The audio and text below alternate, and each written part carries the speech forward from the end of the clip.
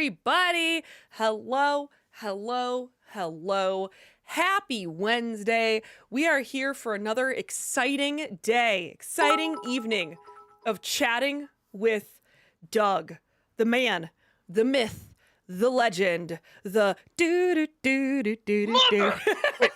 Wait, you're down there. How dare you? I'm throwing shit at you. I hope I'm Yes. right.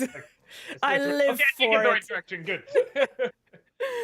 But yes, everyone, hello. Welcome. We are once again multi-streaming here between Twitch and YouTube. So welcome on in, YouTube and Twitch. We love seeing y'all here. It's always an adventure. So I see we have some questions piling up and a level 5 hype train over on Twitch, which is amazing. Thank you so much. So let's get to these rules so that we can get started on the questions. First and foremost, we give priority to the bit messages and the super chats, since that is some real world money spent towards the end of stream. Sometimes we'll have time to pick out stuff from the YouTube chat or highlighted questions on Twitch. But if you're on Twitch, please keep in mind that highlighting a question does not guarantee that we are going to see it or answer it. Please watch the length of your questions. The longer it is, the faster I have to read it, the more likely it is that we're going to lose the point and we do not have time to reread it. The same also kind of applies with part messages. If you have to split up your message into multiple parts, limit it to like 3 at the very, very most. Again, we just kind of lose the point, and there's lots of people who would like to get their questions in.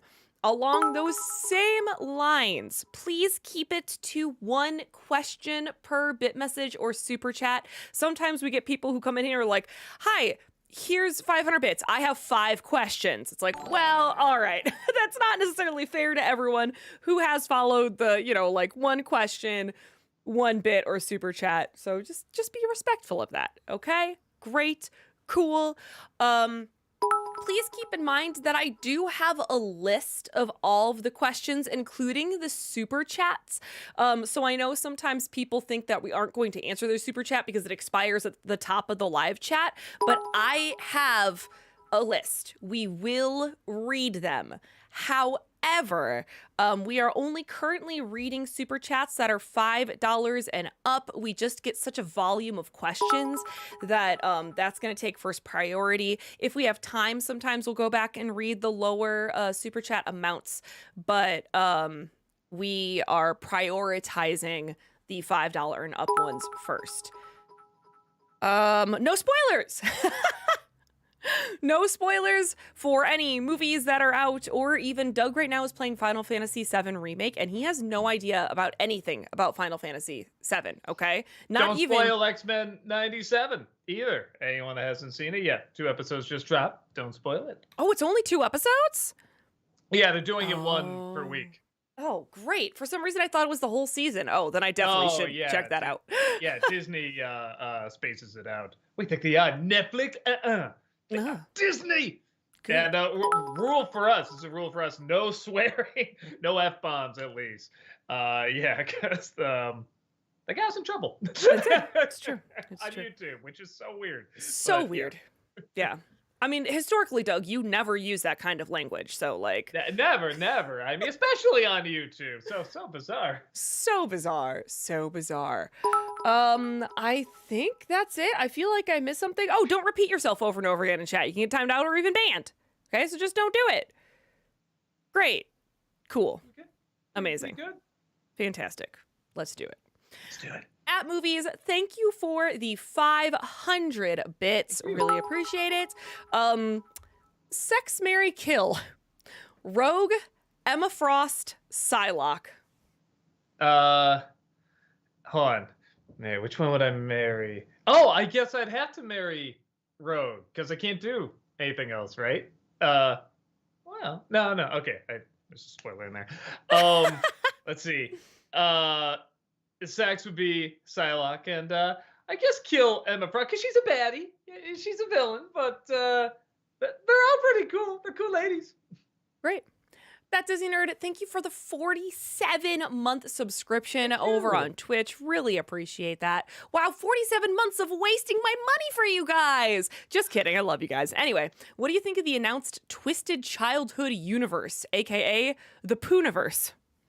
Oh, is that what that is? Okay, I didn't know what you're talking about there. I mean, if it's like what we've gotten so far, everyone says those movies are pretty lame. So, but I feel like they've been doing that already because Brad's been reviewing those movies, and they have like Humpty Dumpty and the Easter Bunny and stuff like that. So it's like I feel like they've already been going, but yeah, I don't know. Just make good movies, or at least entertaining movies. Alexander, thank you for the 500 bits. Loved today's review. Malcolm's impression of Richard Pryor might be my new favorite character of his. Now, having rewatched Superman 3, would you say it's dethroned 4 as the worst of the franchise? So 4 is so bad it's good. It's fun to watch for how bad it is. 3, yeah, is really boring. So it's kind of a pick your poison thing. For me, it's the worst because boring is just the biggest offense you can be. But like it has like nuggets of ideas in there where 4 I don't think really has any ideas apart from nuclear war bad. That's about it. But yeah, it might be. It was so hard to get through. I'll say 3 is probably it. Small Movie World, thank you for the 47-month subscription. Welcome back. Thank you. Appreciate that. Woo, my first Q&A stream of the year, finally. So I had an epiphany recently. When I was 15 when I started watching NC. I'm on the verge of 30, meaning I've been watching you for almost half my entire life. Whoa. Feel old, bro? Yeah, you think that's bad? I've had to be me my entire life. How old do you think I feel? No, that's crazy. Thank you so much. Movie Mike, thank you for the 500 bits. Which Jim Cummings villain do you like more, Robotnik or Negaduck? Robotnik. Yeah, he's more menacing and intimidating. But when Negaduck can be funny, he can be pretty funny. Sorry, I was looking at something really fast. Okay. At Movies, thank you for the 500 bits. Better song from the Spider-Verse movies, Sunflower or Am I Dreaming? I remember the music being really cool and the songs being really cool. I don't remember the titles of them. I don't know if I've seen them enough where if you're like, oh yeah, like play a little bit of this song, you remember what scene that goes to and stuff. Like, I don't think I've quite seen them enough, but I mean, I don't remember any bad songs or any bad music for that matter in either of them. So, yeah, I can't choose because I also can't fully remember. Amazing. Fantastic. Alexander, thank you for the 500 bits. Sorry. What would you say is the best season of The Simpsons and why? For me, it might be season 7. Maybe, what's one of the baseball ones? Is that 3 or 4? Or 4 or 5? It's something in between like 3 and 5, I think is like that real sweet spot, in there. Yeah, I think a lot of people go back more between like 4 and 5. Whichever one had the baseball episode, I really like that one. Cool. Oiram, thank you for the 500 bits. If you look at Wicked, it'll be such a missed opportunity if you don't call Jeff Goldblum the Wizard of Oz again. I was gonna say there's gotta be, like, when I made that joke, I'm like, there has to be other people. Like, everyone has to be making that joke. I feel like. Oh, with that said, I think he's a really good choice to play the wizard. I'd be shocked if he didn't pull that off. Yeah, no, I'm curious to see how it all turns out. Alexander, thank you for the 500 bits. Have you seen the trailer for the upcoming Benjamin Franklin miniseries starring Michael Douglas? And if so, your thoughts? No, not yet. That's a weird casting choice. I don't mind Michael Douglas, but for Benjamin Franklin, that's a little weird. But I haven't seen anything outside of just the still image of him, so I should probably check it out. At Movies, thank you for the 500 bits. Fanscription idea, what if Blade was the first MCU movie? I don't know how much you could do with that. You mean like just how it affect the rest of the MCU? Like would it just be the regular movie and then that's the MCU? Yeah, I don't know. I don't know if there's a ton of potential for that. I'll run it by Walter, but yeah, I'm not seeing a ton with that. At Movies, thank you for the 500 bits. The inscription idea. What if Marion was in Indiana Jones and the Last Crusade? Oh, she could fight. Yeah, no, you know what? Since we're on YouTube, I don't know if we can say that. We're the big villains in Indiana Jones. I don't even know if we can say it. But fights a bad lady. That'd be kind of cool. Though they hinted at that in what was it, the fourth one? There's a scene where like she's driving and the two, the villainess and her turn, they look at each other like, oh, it's gonna be a cool fight, and they never do anything with it. So yeah, that'd be kind of cool to see like a little fight between the two of them in Last Crusade. I kind of dig that. Hana Joker, thank you for the 500 bits. I truly enjoy Superman 2, the Lana Lang subplot junkyard fight, and taking a break from Lex Luthor. I'm not saying it's good, though, but I think it has good things. Did you notice he never catches the bank robbers in the opening credits? Yeah, that's right. There's a bank rob. He saves the guy in the car and they just flies away. That's a good point. I never noticed that. Maybe he saved him or he stopped him off screen. I don't know. But yeah, no, see, that's why I remember. I remember the movie being bad. And we're talking about Superman 3, by the way. I don't know if the person wrote 2 or whatever. Yeah, but, they wrote 2. Okay, so it's 3. But yeah, I remember it having some good scenes. They're like, well, it's bad, but man, there's some good ideas in here. Watching it again, it is just insufferable to get through until you get to the very end. The very end is where it starts to pick up a little bit, but yeah, no, it's rough. Movie Mike, thank you for the 500 bits. Which Pixar main character do you think is more bland, Lightning McQueen from Cars or Arlo from The Good Dinosaur? I'll say Arlo. I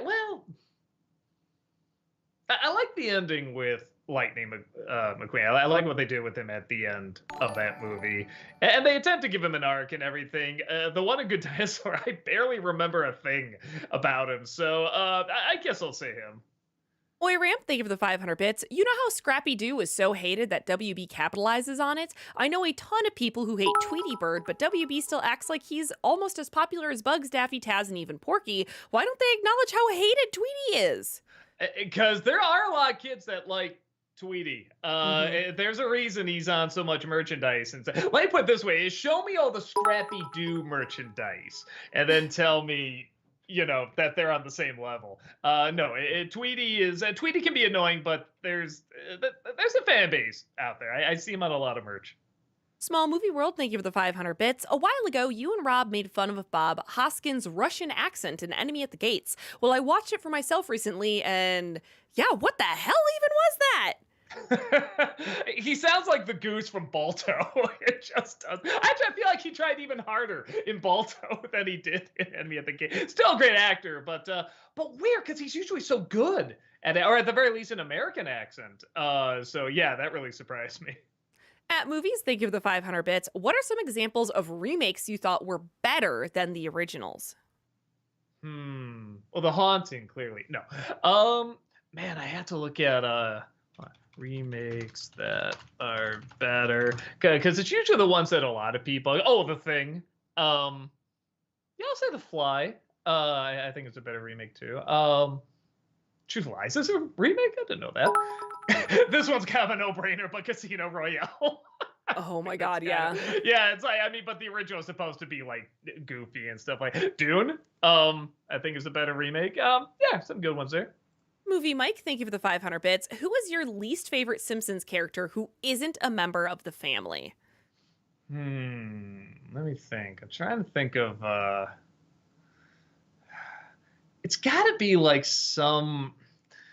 I look up some Simpson character. It's got to be someone that just looks like, I don't know, where they're so a caricature, they just kind of have dead eyes half the time. Let me see. Yeah, I'm going through them all here.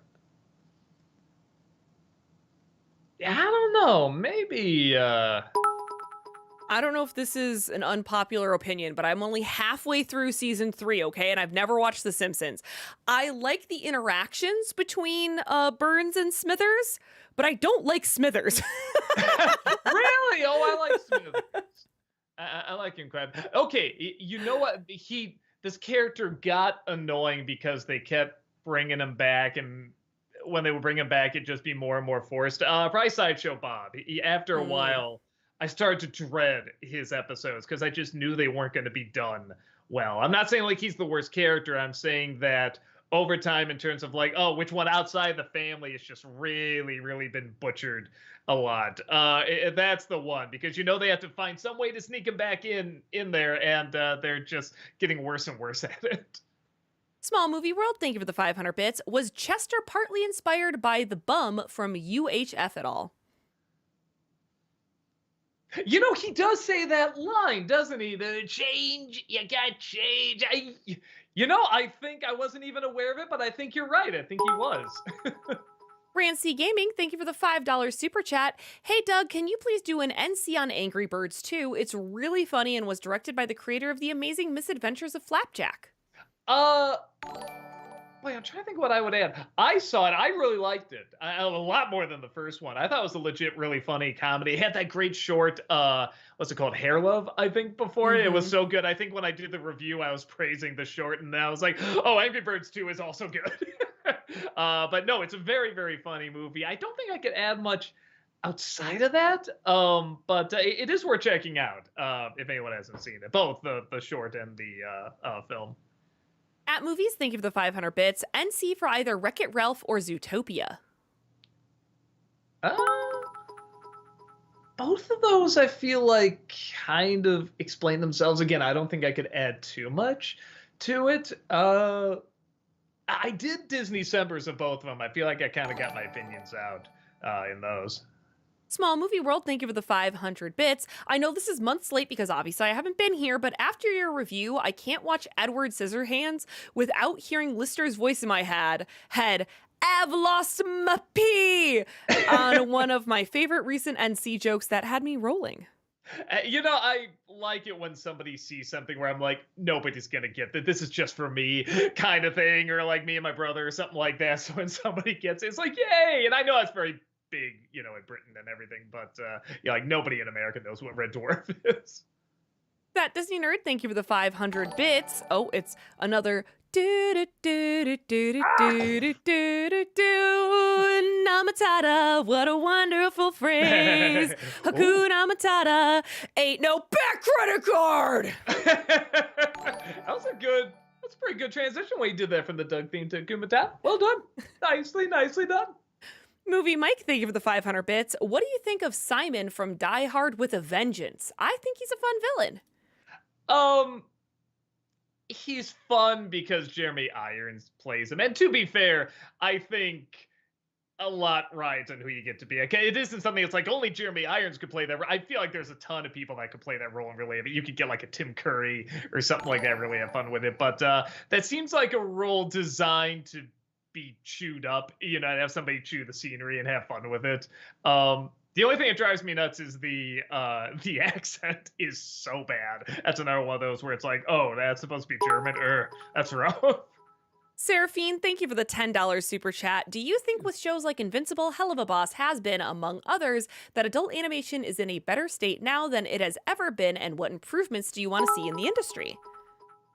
Well, that last part's really, really a good question. What would I want to see? Maybe more anime dramas? I feel like when we do get drama, it's snuck in through the comedy, which is great. I think that's actually a great way to utilize drama. You get to like the characters, you laugh with them, and then when you have to have a dramatic moment, you like them so much because you associate them with joy. I think that's a great idea. But yeah, maybe just starting one like from the beginning. It's like, okay, this is going to be a thriller. This is going to be suspense. Like anime does it. But are we into a golden age? I don't know. I guess so. I just always kind of associate animation as like it can be family friendly or it can be very adult.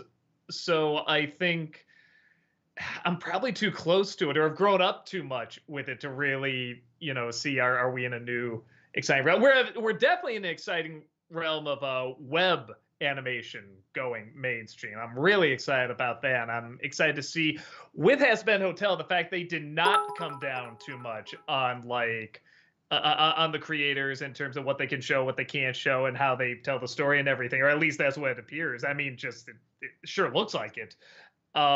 I think that's very exciting to see. And the fact the show did so well, I think that's showing, okay, like we should just let these people kind of do, if something's a hit online first, just let them keep doing that. And I think that's the right way to go when it comes to, at the very least, web animation transferring to streaming animation. At Movies, thank you for the 500 bits. Did you take a look at Watch Mojo's top 10 best gothic horror movies list? I want to know how many of them you saw / and or agree with. No, but that sounds good. Gothic horror was a top 10. Watch Mojo. Yeah, Watch Okay. Mojo's. Mm-hmm. I'm gonna watch it all right now. You all can just wait. No, I will check it out later. Small Movie World, thank you for the 500 bits. I rewatched all the classic Superman movies ahead of Super Month, and is it just me or does Christopher Reeve as Clark Kent sound a little like Jeff Goldblum at times? I cannot unhear it. I always heard Kermit the Frog. Oh, well, Lois, Piggy, I just don't know where we're going here tonight. That's always what I heard. I never thought Jeff Goldblum. I'll have to listen with that in mind. Noah Zinner, thank you for the $5 super chat. Doug, how far are you into The Ghost and Molly McGee, and what are your thoughts? I'm on second season. What one did I just... Well, I was on the one where the mother's trying to paint. And I like it. They're finding, I feel like, more creative lessons to teach, which I kind of like. And then there's a good build up. I hope they're going to do more with it, with him drinking the soda and a possible backstory with it, which I know sounds weird, but they do something really cool with it. And I want to see if they're going to do more with it. I hope they don't just leave it there. Witchy Gmod, thank you for the 100 SEK. I don't know what that is. I'm sorry. For a super chat. Hello, everyone. How you all doing? So I have a question that you've probably been asked before, but will you someday do reviews of MonsterVerse movies? What would it be, like Godzilla and Kong and stuff like that? I think so. I guess I can hold on just to make sure. Monster. I mean, I guess I would assume more like Invisible Man and things like that. Okay, no, it is like the new Godzilla and King Kong. New Godzilla, amazing, like fantastic, That's the love Dark it. Universe. That is the Dark Universe. No, it's not that. They have one movie under their belt. One movie. But what was I talking about?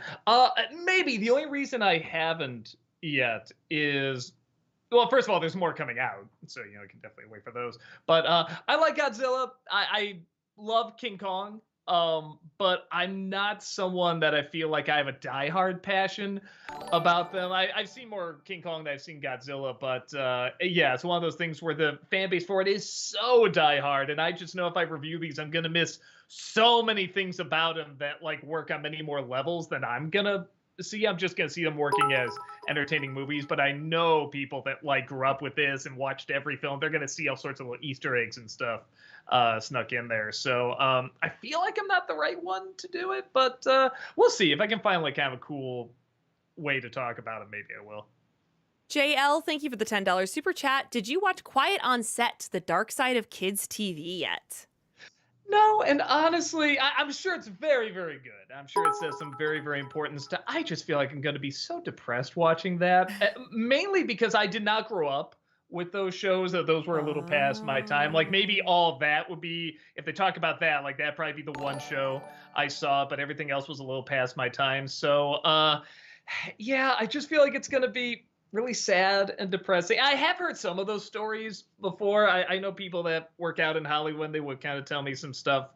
Not all of it, but I mean some things like, yeah, some people on set like this happen, or this kind of stuff goes on a lot and everything. So, and it's so depressing to hear. And again, it's not all to say it shouldn't be heard. It shouldn't be talked about. It shouldn't be changed. Absolutely.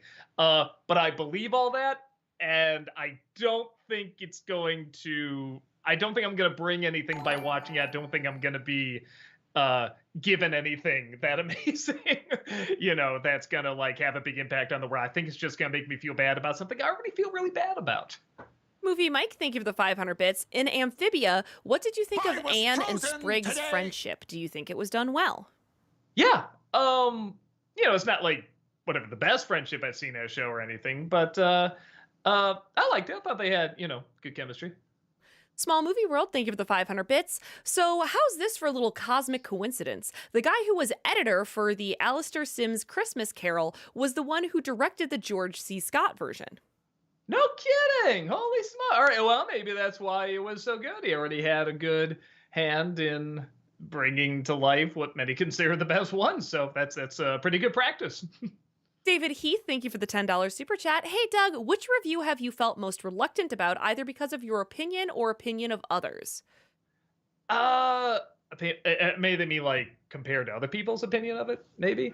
I still feel like it never quite got Rango right. I kept going back and forth with the writing and how to get my thoughts across, and I still wasn't sure about it. I ran it, and when it was done, I mean, people accepted it well. I was kind of expecting people to get really upset about it, and they didn't. They talked about it in the comments. They just discussed it, and I was just like, yeah, I could have gotten this across, but I should have gone back and forth with myself like one more time. You know what I mean? To really iron out my thoughts. But you have deadlines. I'm sure I didn't like the editing on Venom. I feel like I could have done that. I was experimenting with the editing.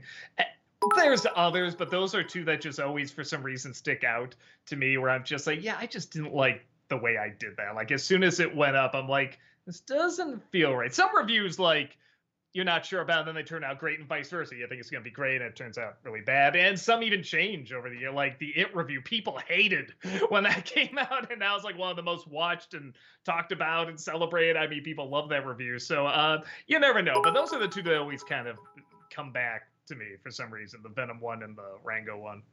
Allie, thank you for the $5 super chat. Love y'all so much. Can y'all please review The Ghost and the Darkness? I never did see that. I heard it's good, honestly. I didn't know it was seen as. Oh, maybe it's not seen as a bad movie. Maybe you just want to hear me talk about it. Let me sit down and watch it, and I'll. I doubt anyone's gonna click on it because I don't know how many people remember that movie or want to see my thoughts on it. But I should check it out because I remember hearing it was pretty good. Stefan Saba, thank you for the $5 super chat. Heather, you're 100% perfect. Don't let anyone tell you differently. Absolutely stunning. They're right. Well, thank you. I feel like an animal on a show. She's absolutely stunning. She's doing a great job. I was wondering why you went Australian there for a second, Joe. Well, thank you. I'm just like, she's stunning. Look at her in her natural environment. Look at her purple maid. Mark Q, thank you for the $5 super chat. Is there a reason you stopped using the 70s sexy music like in The Haunting or Langoliers review? I always assumed copyright. It's my favorite old bit. Probably. There's I found another one that so there's a lot of music back in the day that says copyright free, domain free, here, use it, and stuff like that. And it turns out it wasn't. So now when we get our music, we try to go, through avenues that say, like here's a site, this is how we make our money, we sell this music, and even then sometimes the copyright holders of those will go to someone else, will take that song, go somewhere else and make it so that it's not copyright, or there is a copyright now. So then they'll go back to our videos and try to claim, hey, you stole this music, no, we got it when the copyright was free on it, when it was copyright free. So yeah, it's a whole mess. Chase, thank you for the $10 super chat. This is part 1 of 3, I think. Loved your studio info about the Lois poem. I got some info for your Madam Web video. Not only affected another film, but you and James Rolfe, Madam Web caused Ghostbusters 2016 to exist and come out woke. What? 2016? Whoa, that's backwards. At Movies, thank you for the 500 bits. A while ago, you said someone talked about The Big Lebowski line for line with the Muppets. I'll do you one better. The Hangover line for line with Mickey Mouse, Donald Duck, and Goofy searching for Roger Rabbit. Sure. I've only seen that movie once, so I can't quote a thing from it. But I believe you. That would probably be funny. Noah Zinner, thank you for the $10 super chat. Doug, will you review Killer Clowns from Outer Space in time for the video game coming this June, please? Oh, if I was going to do that, I'd have to do it for like Halloween. But I might do that because a lot of people have asked me to talk about that movie. So maybe I will. If I do, I'll do it for Nostalgia Week. Dylan, thank you for the $5 super chat. Was that time you high-fived the screen during the Haunted Mansion review a pot shot at PewDiePie and his bro fisting? High-fived the screen? I don't remember it, but I can assure you no. Because I haven't... I know who PewDiePie is. If you show me a picture, I'd recognize him. I haven't really seen, like, much of his stuff at all, so and that's not a love, hate anything. I just legit have not seen any of it or much of it, I should say. So, yeah, definitely was not a whatever. However, I would be insulting it. No, that was not the plan. Samuel, thank you for the $5 super chat. In your view, which of the following makes a film/TV show bad the quickest? A bad story, weak or poorly written characters, or bad acting, and why? The fastest, probably bad acting. I'm thinking about In the Room. If that was just, if you just got some okay actors, talking there, like it would take a minute to see what's bad about it, the writing and how it goes nowhere and stuff like that, and the story and the characters and all that. But as soon as Wiseau just opens the door and goes, "Hi, babe," like that, just so unnatural. Like just immediately you're like, "What the hell is this?" And it just completely ruins everything in the best way. So yeah, probably bad acting. Stardust, thank you for the $5 super chat. Hey, Doug, how did you get into Ninja Turtles, and are you still into them? Oh, when I was the perfect age, when I was, not that I'm a pioneer or anything, but I was like the first one at my school to really get into them because nobody knew what they were. We saw the toy commercials. I'm like, that looks cool. And then we saw the VHS at the video store and rented it. And we just fell in love with it right away. And I would just bring over all my friends and just be, "Have you seen this Teenage Mutant Ninja Turtle?" "No." "Oh, it's so good. Come on." They would love it. I find another friend, "Have you seen this?" "Oh, come on over." And I just soon the whole class knew what this was and was obsessed with it. We'd all get the toys and trade them and play with them and stuff like that. I'm always gonna have a little bit of an interest in whatever form is around, but I can't act like I keep super close track of it. So like if I ever hear there's a new show or a new movie, I'll watch the movie, and then if I hear there's a new show, I might watch like an episode or two. But yeah, and it's all a time thing. I love to watch them all, but I just don't have time to. Witchy Gmod, thank you for the 100 SEK through a super chat. Hello again. I also wanted to ask as well if you've seen the YouTube movie Emesis Blue. It's a full-length 2-hour-long movie done with TF2 characters in Source Filmmaker. Emesis? How do you spell it? Emesis. Let's see. I'm getting Oh, here it is. Emesis. No, but looks so. Oh wow, this has like, whoa. I started accidentally. Okay, wow, yeah, it's like a lot of people have watching everything. Okay, I will try to check this out. Do I have to know anything about what game is this? Team Fortress 2? Yeah, Team Fortress 2. I probably do. I'm sure I do. I'll still check it out. It looks kind of cool. Carbender, thank you for the $10 super chat. Are you going to review Thumbelina at some point? It's the only movie in the Don Bluth Dark Age that hasn't been covered on NC. Is that really the only one?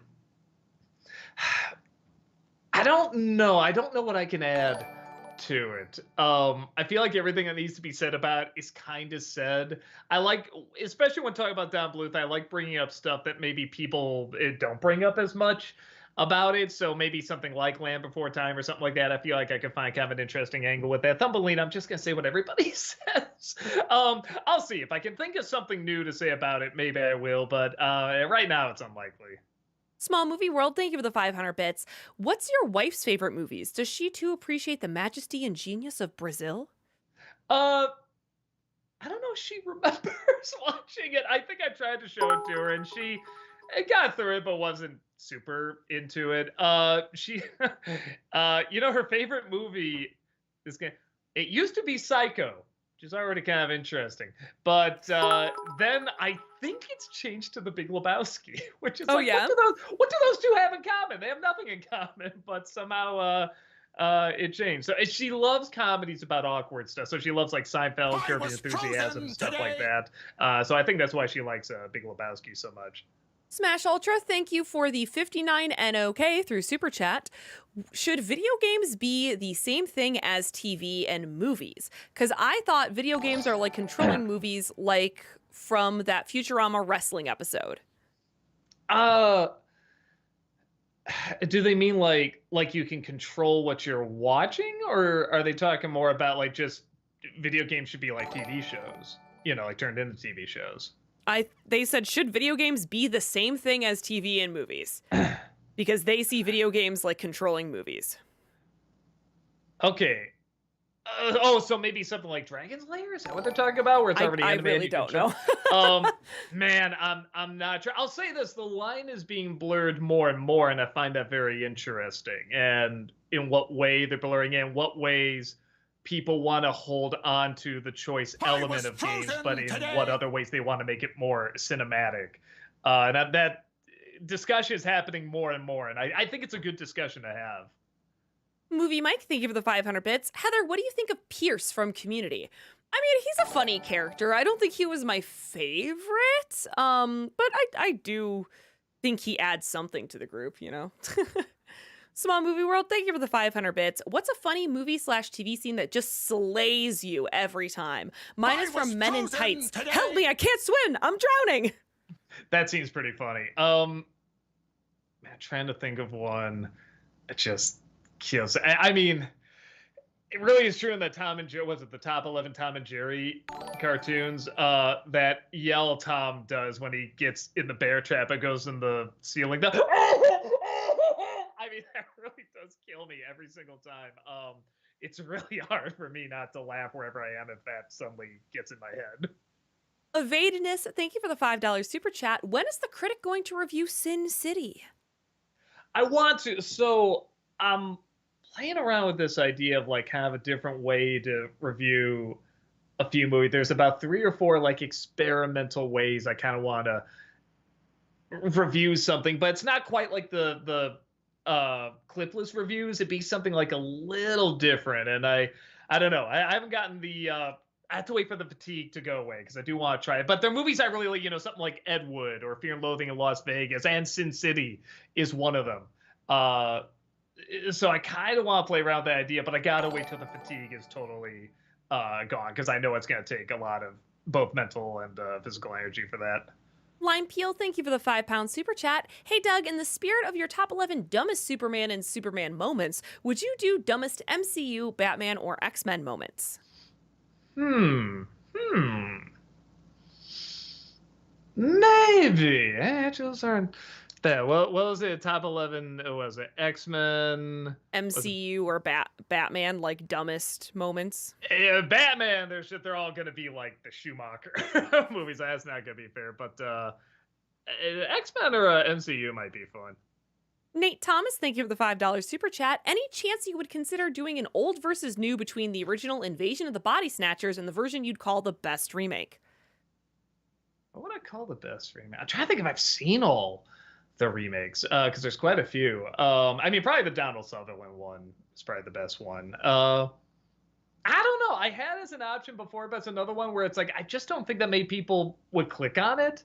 And I do try to do a balance of something that I really want to talk about and what I think people would watch. So probably not, but I don't know. As a video for someone else to tackle and go into great detail about. Someone that's seen all the remakes. Hyperdevil Fangirl Boner, thank you for the 500 bits. Here's something fun I learned today. A Futurama game was released on PS2 and Xbox back in 2003 with many Easter eggs hidden. However, none of them were discovered until 2019 or so. They were that well hidden.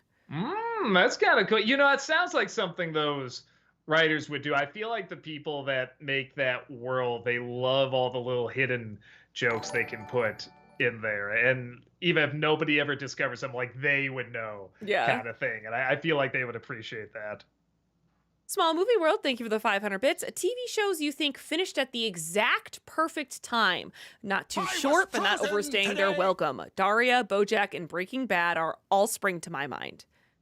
Yeah, Better Call Saul, I thought ended at the right time. Seinfeld, even though it didn't end well, I thought they ended at the right time. Yeah, I'm trying to think. Like even some of the classic ones, like Lucy or All in the Family, I'm like, they went on a little bit, like not crazy, but a little bit. No, the ones you listed were Avatar, absolutely, Last Airbender, that ended perfectly. JL, thank you for the $10 super chat. New song from Across the Spider-Verse, Self Love.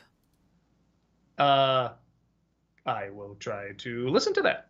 Small Movie World, thank you for the 500 bits. Fun fact, the actor who voiced Bambi's mom also voiced the pheasant who gets shot down. So basically, she gets shot and killed twice in the same movie. Oof. Oh, interesting. Well, maybe they heard her as Bambi's mom. They're like, yeah, she did that pretty well. Let's do it again.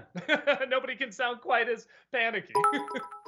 Chase, thank you for the $10 super chat. This is part 2 of 3. Producer Amy Pascal pitched a film in the Garfield Spider-Verse of a female team called Glass Ceiling, no joke, that was passed. She made CEO and took her revenge by turning Ghostbusters 3 into Ghostbusters 2016. Why does that name sound familiar? Amy Pascal, film producer. Okay, I know I've seen that somewhere. Yeah, weird. The behind the scenes, I guess, stuff is very strange. Marvy Cat, thank you for the $10 super chat. Do you ever get nostalgic for Dominic and the Pixel Palace? Your humor and especially your art was spot on.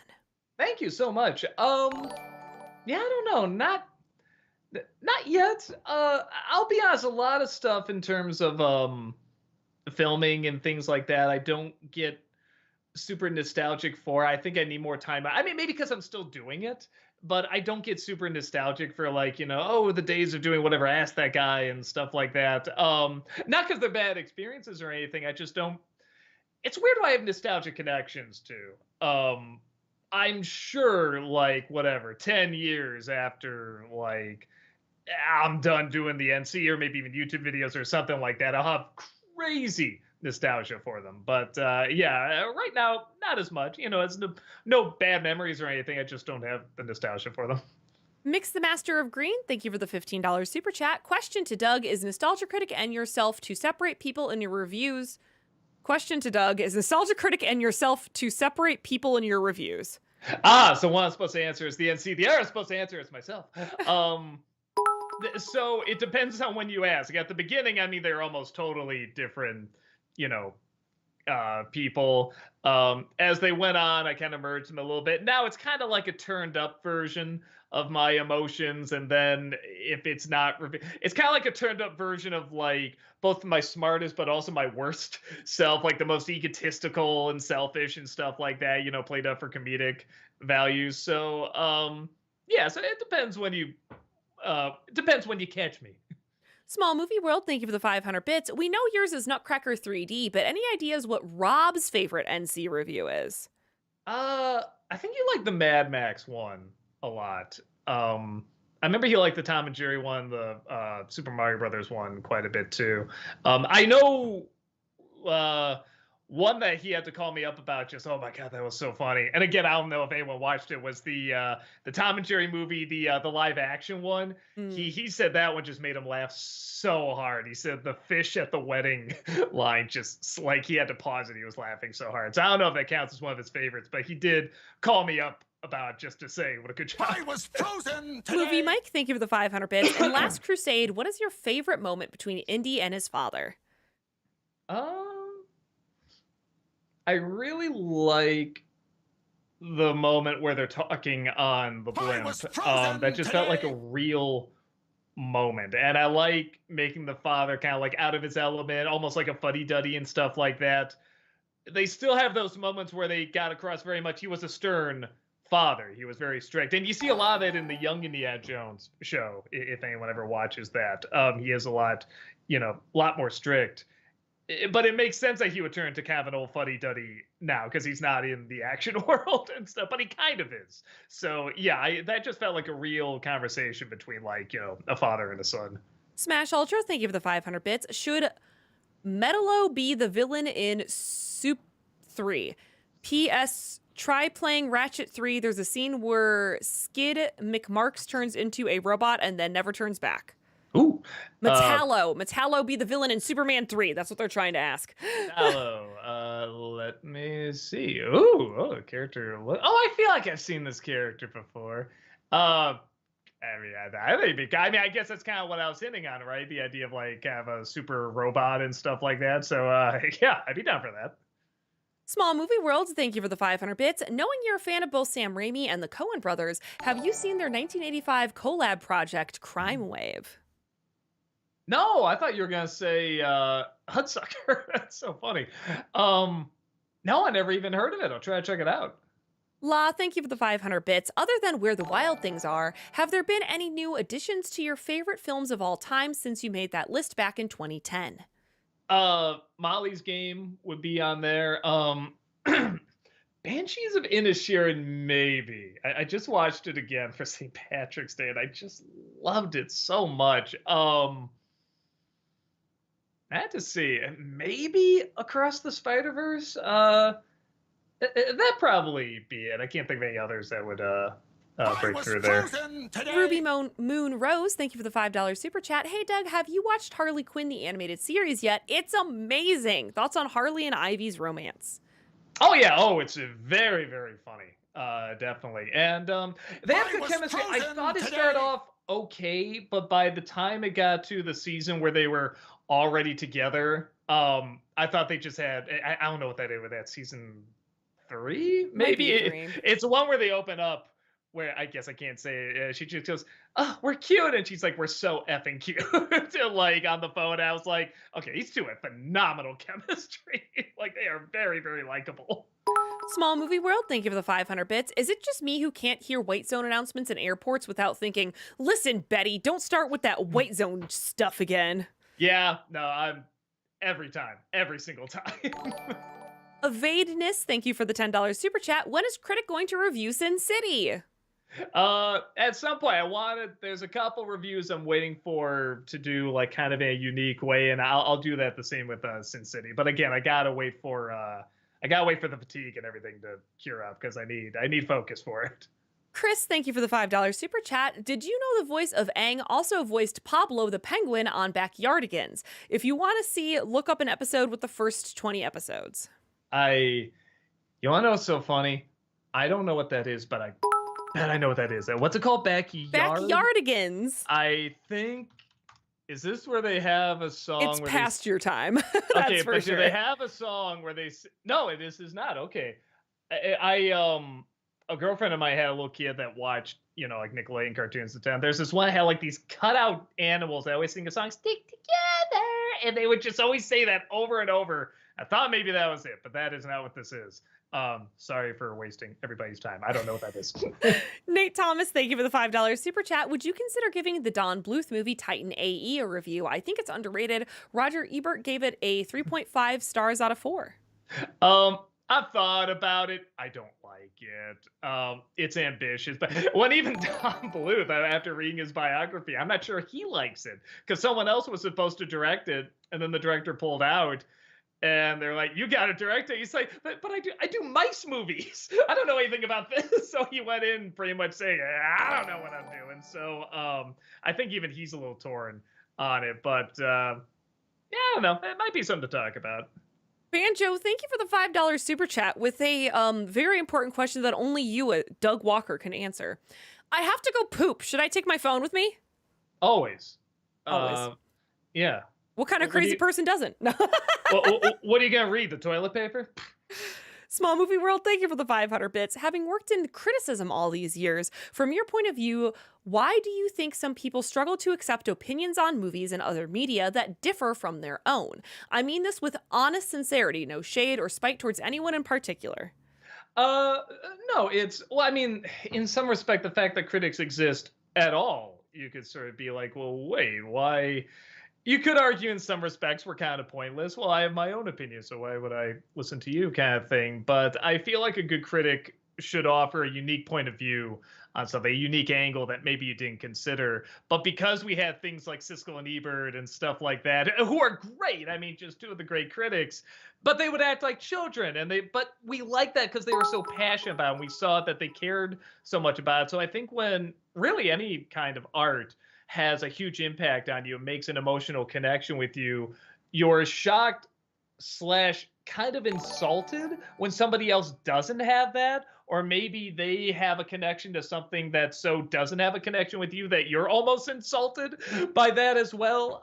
But what I always find is that when you talk to someone that has a different opinion and find out why they connected with something or why they didn't connect with something, you can find out more about them. And that's what I think is one of the coolest things about looking at movies as art, is that you can see different things in there. So yeah, Cerberus has 9 balls. You threw it into the human world. I think that's I think it's people mistaking their passion for fact, and that's not the proper way to go. I had an alert that I didn't even know was still active play. I'm so sorry, chat. Your hearing has been blown out. I've got to check that out. I don't even know where But that now, came from. was it edited though, or was it yours? Yes. Okay. Yes. Yes. Azale US Arts, thank you for the 510 bits. Do you have an opinion on Tobin Bell, one of my personal favorite horror villains of all time? Why do I know the name? Tobin Bell. Is he from Saw? He is from Saw. I only saw the first Saw movie. I will say this: the one thing people seem to agree on throughout all those films is like, yeah, that's a good villain. I think somewhere they tried to throw in some sort of stupid twist with him. I don't know if they retconned or did something with it, but I know the last movie that came out, people were like, yeah, no, this actually was like, it was whatever, but he was great. Everything around that character was great. So he's the one thing that makes me want to see all the Saw movies is that that villain and that actor. Moiriam, thank you for the 500 bits. Yeah, usually the people who wear Tweety merch are fat old ladies, but I digress. I was wondering, what was your least favorite Tom and Jerry short? And I mean of the originals, movies, and Gene Dyke / Chuck Jones don't count. Gotcha. Man, the really early ones where Tom doesn't have the the Barbera voice yet, where he just sounds like a real cat. They're animated nice, but they're not funny. And if anything, they are kind of more painful, especially because he just sounds like a real cat getting hurt. I'm like, this isn't fun. So I don't know if I can point to like one, but I just remember those really early ones didn't grab me that much. Mike Broski, thank you for the 100 NOK through Super Chat. Hey, Doug, I was wondering, what are your thoughts on anime? Any preferences? Oh yeah, so I want to say I love anime, but I'm like, well, no, because I know people that actually love anime. Heather actually loves anime. Rob actually loves anime. I really like it and respect the hell out of it. And there are some that are like, like Cowboy Bebop and Wolfsbane are like two of my favorite shows of all time. Spirited Away is like one of my favorite movies of all time. So to say like, oh, I just really like it. No, that's not true. I do really love it, but I am nowhere near an expert as experts are.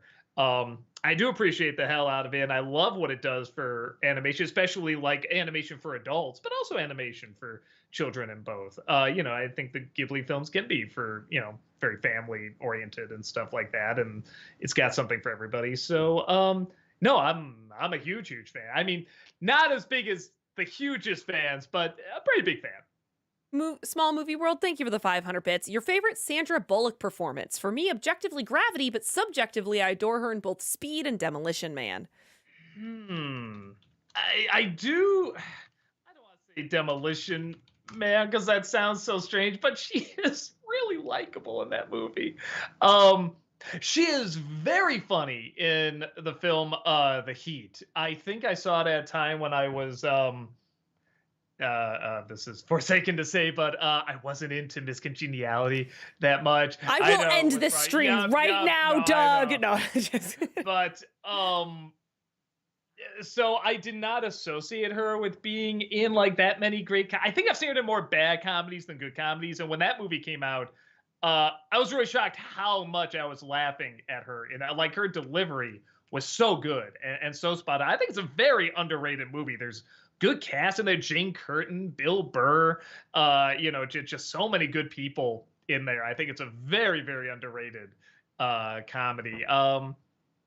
Yeah, it's the comedies for some reason, because I am thinking of that Demolition Man where she was just so likable in that as well. Yeah, I'm not saying that's objectively her best work, but those are the roles I really like her in. Frank, thank you for the $5 super chat. Would you ever do an NC review of Five Nights at Freddy's? I thought about it. It's just so dull. I mean, that's the biggest issue with it. It's not like it's an awful, terrible movie or anything. It's just so boring. And that's another one where I know the fan base is so strong and there's so many hidden little things in there that I would miss if I reviewed it. So probably not. I think that should be done by like either a super fan or someone that at the very least understands the fandom a lot more than I do. Jace, thank you for the $10 super chat, and this is part 3 of 3. Oh, okay. Are you ready? Go for it. Hey, I can't read some of this stuff without laughing. I'm sorry. A man-hating, woke, gender-bent reboot so bad you refute it, and Walter Fanscription fixed it. As for James, he got blasted on all forms, social and news media. For more info, check out Midnight Edge YouTube. I forgot what the question was. It was a rant about Ghostbusters 2016. Gotcha. Well, we're not short of those. No. But thank you. Thank you for that journey. That's Disney Nerd. Thank you for the 500 bits. What do you think of the singer Jeremy Jordan? Has Been Hotel was the first show that made me start paying attention to him. Little did I know that he did vocals in Greatest Showman and Tangled, the animated series. I might know who you're talking about. Who was he in in Tangled? Was he the Alchemist? Yeah, that's him. Okay. Oh, he's a very good singer, definitely. Oh, who was he in Has Been Hotel? Let me see. Now I'm really curious. I'm not sure, actually. Oh, was he the father? Oh, okay. Oh, no kidding. Huh. Right? Yeah, he's very good. He's a very good singer and very good at finding the what's the word I'm looking for? Vulnerability, I guess. That's a very cliche term to use, but yeah, he when he talks, you feel for him. Even when he has to play the bad guy, you feel for him. Small Movie World, thank you for the 500 bits. Don't know if you were aware, the turkey scene in the Bean movie is completely omitted in the British cut. I assume because the sketch was already famous and ingrained in our heads by that point, and it was to introduce American newcomers to it. The turkey scene from a B movie? Bean. Bean. I'm like, Trevor, in B movie. I'm like, oh, in the Bean movie. I guess. Oh, wait. So the turkey scene was cut in the British cut. Oh, of the movie. Yes. It was completely omitted in the British cut. Okay. I wish it was cut in the American one. Yeah, because I don't know. Maybe they just really underestimated how many people had seen Mr. Bean at that point. Because like everybody who went to see the film when I saw it was saying what's going to happen. Oh, the turkey's going to get the watch. And I mean, they're already talking about it happening. So yeah, I think they just underestimated how big a hit the character already was. Nate, thank you for the $20 super chat. Been a long time fan, Doug, but I've got to ask, would you consider doing a top 11 great films that had horrible advertising? Like you said, Mighty Joe Young 1998 was better than advertised, gave me the idea for my question. Maybe. It would be fun to kind of talk about the bad ads and stuff like that. Toy Story, I thought, had pretty bad advertising at the time. They'd all just be Pixar movies, wouldn't they? There's a new Star Wars show called, what's it called? Acolyte? The Acolyte. The Acolyte. And when I saw the trailer, I'm like, it looks fine, whatever. But that kind of gives me hope because Andor looked like, fine, whatever. And like, that was really, really great. So part of me is almost kind of hoping, well, if the advertising's just, man, maybe that means it's going to be like really awesome. Or it could suck. I don't know. Yeah. Jacob, thank you for the $10 super chat. Here's an idea for a sketch. The critic strapped to a chair, eyes forced open, a clockwork orange style, being forced to watch the Garbage Pail Kids movie for 24 hours while the Doug theme plays. And I mean, I don't know what the payoff is. Just my pain, I guess, is the payoff. I feel like we've done stuff like that before, just combine all the memes and stuff like that. So if I could think of some spin on it or something like that, maybe. Mitchell, thank you for the $5 super chat. Hey, Doug, have you seen the Harold and the Purple Crayon trailer? What did you think of it, and did you grow up reading the books? No. I think that's my first time hearing about it. Oh, really? Because I clicked on it, and everyone's like, why is he a 45-year-old man? He's a little boy. It's like, I didn't even know he's a little boy. I missed all of this. I totally missed this character. I mean, it looks like a cool book series, and it looks like... Now, with that said, just being introduced to the character and the idea, Why is he a 45-year-old man? Why isn't he a little boy? Yeah. It'd be so much better if he was a little boy. The only thing I can figure is maybe they're gonna do like an elf thing where it's like, well, it'd be funny to see this grown man acting like a little kid. It's like, well, okay, I guess if you're going for a comedy, but if you want to go for like a whimsical adventure, I mean, that should be a little kid, I feel like. Gabrielle, thank you for the $10 super chat. Hey, Doug, is there a book or other story you're waiting to be turned into a movie? Also, thank you for the years of laughs and reviews. I'd always like to see. It's weird because these are both around animals. The Jungle Book, Mowgli's brothers. I like to see a really faithful, like well done adaptation of it that follows the story really closely. And Animal Farm, I love to see. Not that those haven't been done several times. I just haven't seen one done like, yeah, man, that got it. That got like the meat of the story and the importance of the story, and it told it in a new way too. There's been some valiant attempts, but yeah, I never found that perfect one. Movie Mike, thank you for the 500 bits. In Amphibia, what was your favorite Anne and Sprig moment? Um, trying to think of like moments where like they kind of really bonded and stuff like that. Oh, I just like whenever she was trying to show him around the human world, I thought a lot of that was really charming because he showed her so much around his world that I thought just any moment where she had to explain something to him and he just looked so wide-eyed, like, what is this kind of thing? I don't know. I like those moments. I'm a sucker for those moments when somebody sees something in the real world and is just blown away by it. I know it's like done to death. It's way overdone, but I love it. Small Movie World, thank you for the 500 bits. Since the film's fresh in my mind, having just reviewed it for my show, your favorite scene from Amadeus? God, favorite scene. Holy smokes! That's like difficult. yeah. That's another one of those where it's just such a massive film for me. It's really hard to think about what would be the scene. I don't know if I can do it. Just the whole thing as a collective is just so perfect. I don't know if I can do it. Every scene I think of, there's just an even better one that found. Maybe this, and this is kind of a weird, selfish reason, but the ending of I'm blanking on the opera, but the first opera he performs for the king, I never heard before, and just the finale. Hearing that finale, I just fell in love with that music and the dancing and everything, and it's a shame I'm forgetting the name of it because I actually did see it later at Lyric and it was great. But yeah, it was very, very cool. So I think I still have that music playing in my head. That finale is just so joyful and huge and just it's so good. Dev the Wiser, thank you for the 500 bits. Favorite Slipknot song / album? What's the one? Something about the blister. Hold on. I know it sounds weird, but something about the blister. No, I love the blister exists. I love the percussion in that one.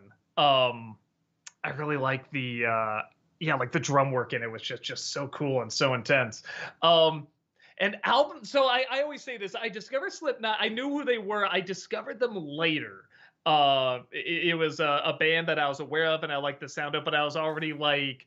I was kind of set in my, my Rob Zombie, my Metallica and stuff. It was just Slipknot. I was like, yeah, I'll get to it. That song sounds cool. I'll get it. But, I got into it later. And so I did hear the one that came out, I was going to say recently, but yeah, it's like 5 years ago, isn't it?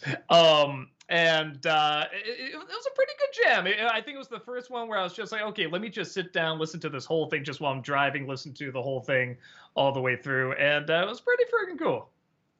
Dothak Gaming, thank you for the $5 super chat. Any plans to play Helldivers 2? And for Nostalgiaween, can we get an old versus new on The Blob? The Blob's another one where I feel like I would have to. You need like a super fan for that. You'd have to get James on that one. I feel like because he loves The Blob. He loves the old one and the remake. So I don't think I'm qualified for that. And what was the first part? I'm sorry. Would you play Helldivers 2?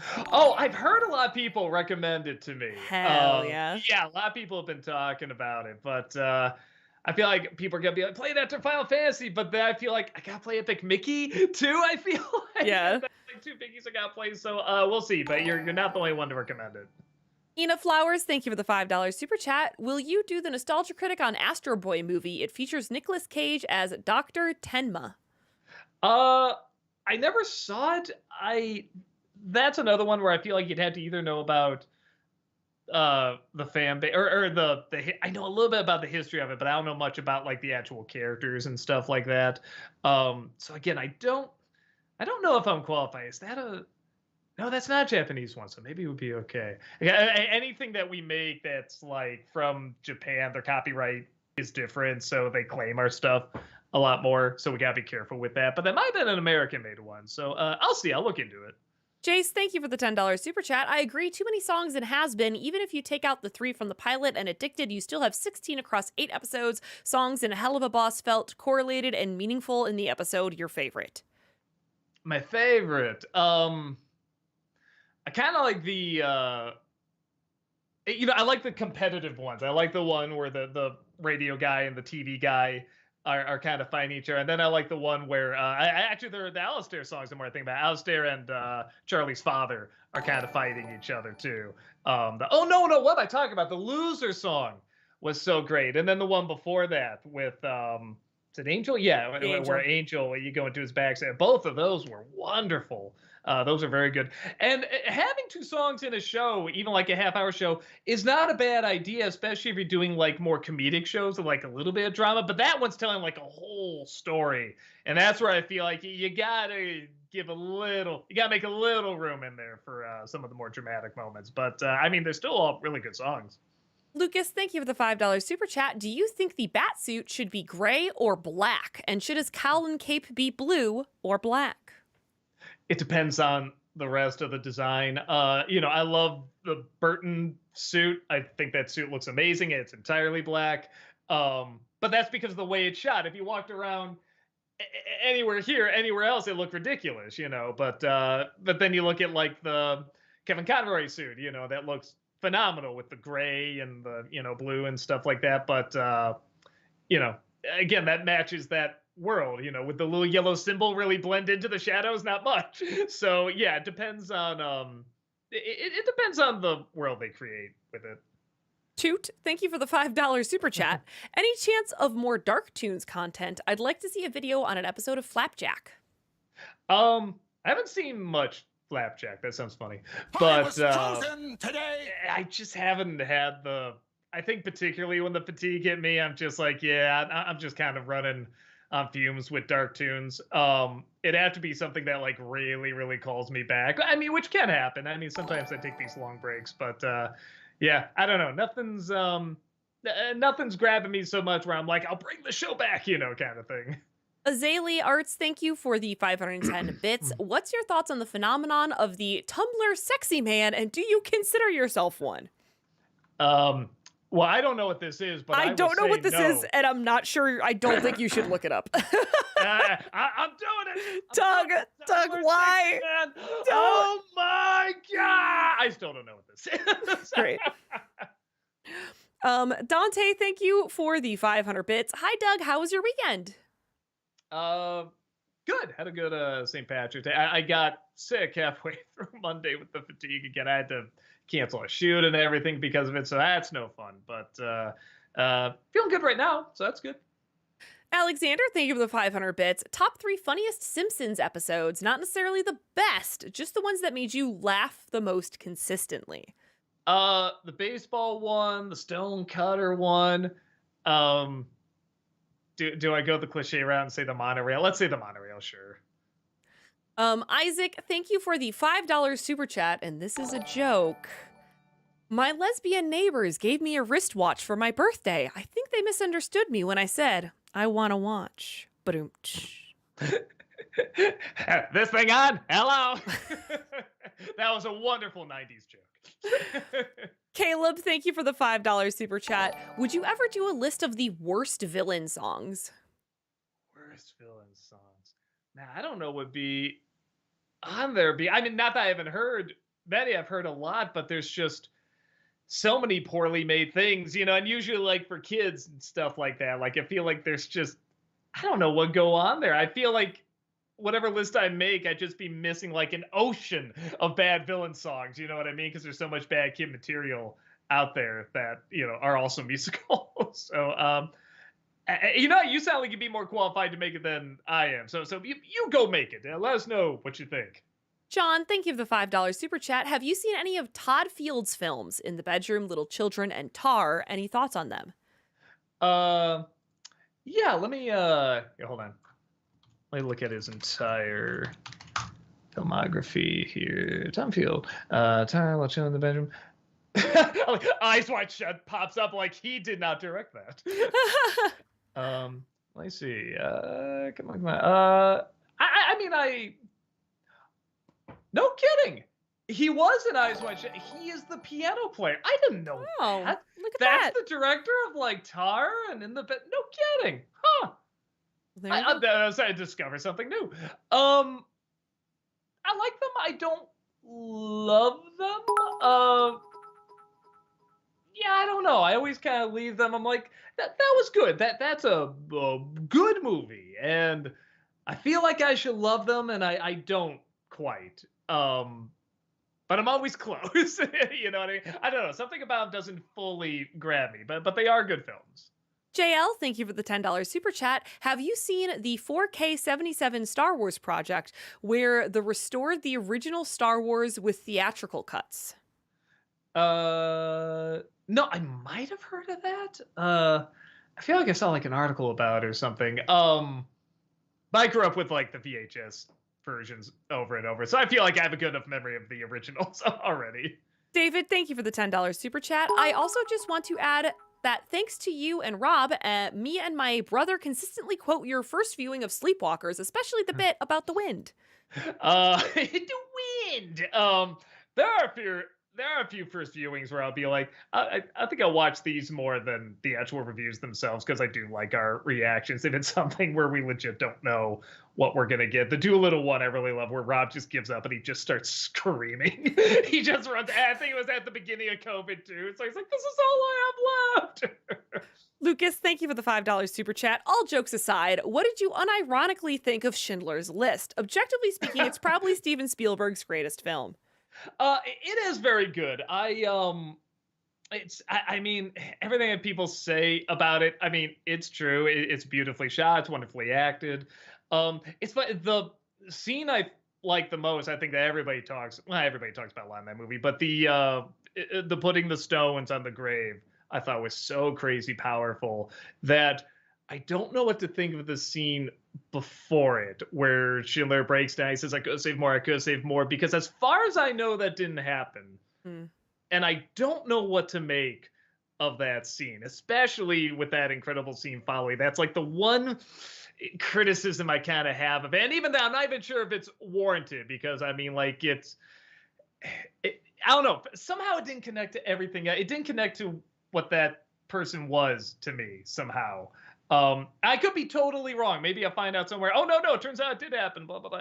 I don't know. Something about that scene didn't quite click. But everything else in there, I mean, does exactly what it's supposed to do. It's very, obviously, it's very powerful. It's very sad. It's very tragic, but it's also very inspiring seeing this person, trying to do all the good that he can in this, one of the worst points in history. So, yeah, no, I mean, my thoughts, I think, are everybody's thoughts. Honestly, I don't have anything that new to say. Movie Mike, thank you for the 500 bits. Fun fact about Owl House, the voice Alex Hirsch does for Hootie is the worst Mickey Mouse impression that he can do. That sounds right. That sounds like a voice he did that just made everybody laugh, and you'd have to know the context of it. That's probably, I guarantee you they did something where, like, it was his impression of, like, Mickey Mouse going down on someone or something like that. That's how that voice probably started. Blake, thank you for the 500 bits. Have you seen Imaginary?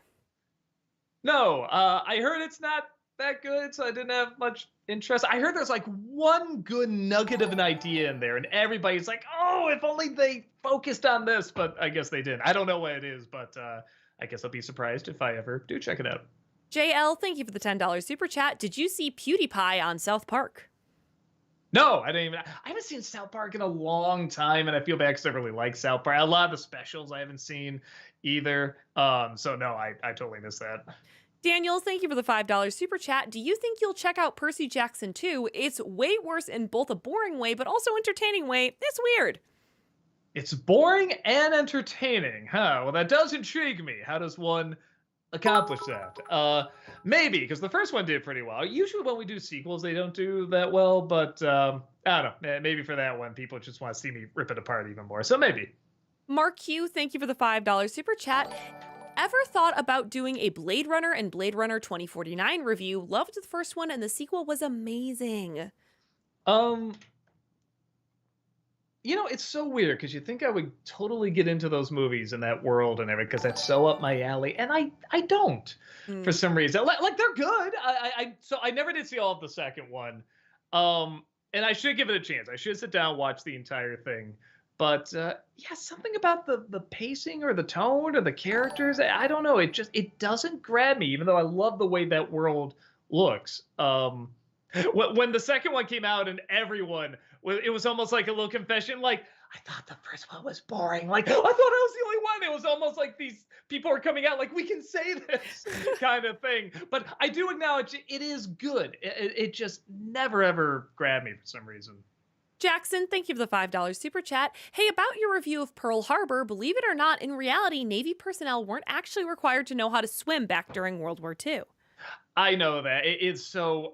I didn't get the point across as well as I should have. It was one of those things where I was trying to point to, like in Titanic, where it'd be like if suddenly after the ship sinks, they say there wasn't enough lifeboats. It's like, no, that's not, because the movie, even though it was about these people in love, it was still about the people on the ship as well. So they made that very clear. Like everybody knew that going in, and it added to the tragedy because you care about the people. And I feel like that's what Pearl Harbor didn't do. It didn't really make you get familiar with these people or the way this ship was set up. And I feel like that was like, for me, that was like the symbol of you didn't really care because we would know this going in. And that was just like, I know it sounds silly, but that was like a crucial part, such a minor but crucial part of just getting to know these people. If you knew that going in before the planes came and everything, wouldn't you just be like, oh no? It'd be the same as hearing there's not enough lifeboats on the Titanic. Like your heart would just drop. But that wasn't the focus. It was the stupid love triangle. So I never feel like I got that across well enough in that review. And that's my fault. I should have made that more clear. Orthodox, thank you for the $10 super chat. Hey, Doug, when will we see you do all the Transformers movies? I feel like that would be hilarious to see you rip apart. I have to see the Beast one that came out, the Rise of the Beast, and the one I said I wasn't going to review, the one I predicted, just to show how predictable they are. So I said, I'm not going to watch. I'm just going to tell you what happens. You tell me if I'm right. I got everything right, like almost. There's one thing I missed, but so I should actually sit down and watch that. But yeah, after I see those two movies, I will. And hopefully this year I'll get around to it. Nate, thank you for the $20 super chat. Hey, Doug, for your Stephen King review this Halloween, would you consider reviewing the Stephen King movie starring Arnold, The Running Man? You said it was an honorable mention for the best King movie. Why with Arnold? I've thought about it. It's always on the list. It doesn't feel very nostalgia weenish. That's the only thing, but it is so much fun. So I will at some point. I don't know if it'll be this year, but I will. I'll get around to it. Ian, thank you for the $10 super chat. Hey, Doug, wanted to get more of your thoughts on Last Action Hero. I know you aren't a fan, I'm not either, but wanted to know more about why you feel it fails as a parody of action films. Everyone always said, well, you don't get it. You don't get it. Kind of thing. No, I do. I just don't think it's done well. Like, teaming up having all the people lined up and they're mismatching them. I get that joke, but that wouldn't happen in that movie. That would happen in some sort of like, I don't know, Wreck-It Ralph world where movie characters go or something like that, like somewhere in between movies kind of thing. Like, that movie, I forget the name of the character, not John McClane, but something like that Schwarzenegger plays. They wouldn't have an animated cat in that movie. You know what I mean? Like, so I feel like it doesn't understand its own world, its own logic. So that was kind of my thought, because everybody's like, don't you get it? They're mismatching them. No, I do.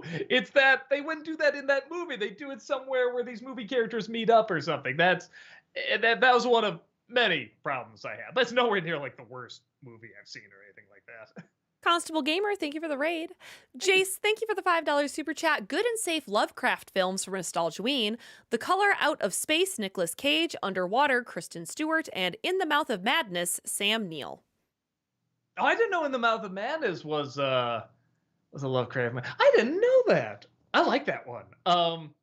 Underwater is almost good. The little, I mean, I guess saying it's Lovecraftian kind of gives away the ending, but that was a nice little twist. I didn't see that coming, and I couldn't get into the Nick Cage one. I thought that was pretty. I thought that was surprisingly pretty. Wait. No, I didn't see that one. I saw the other one that guy did, and that team did.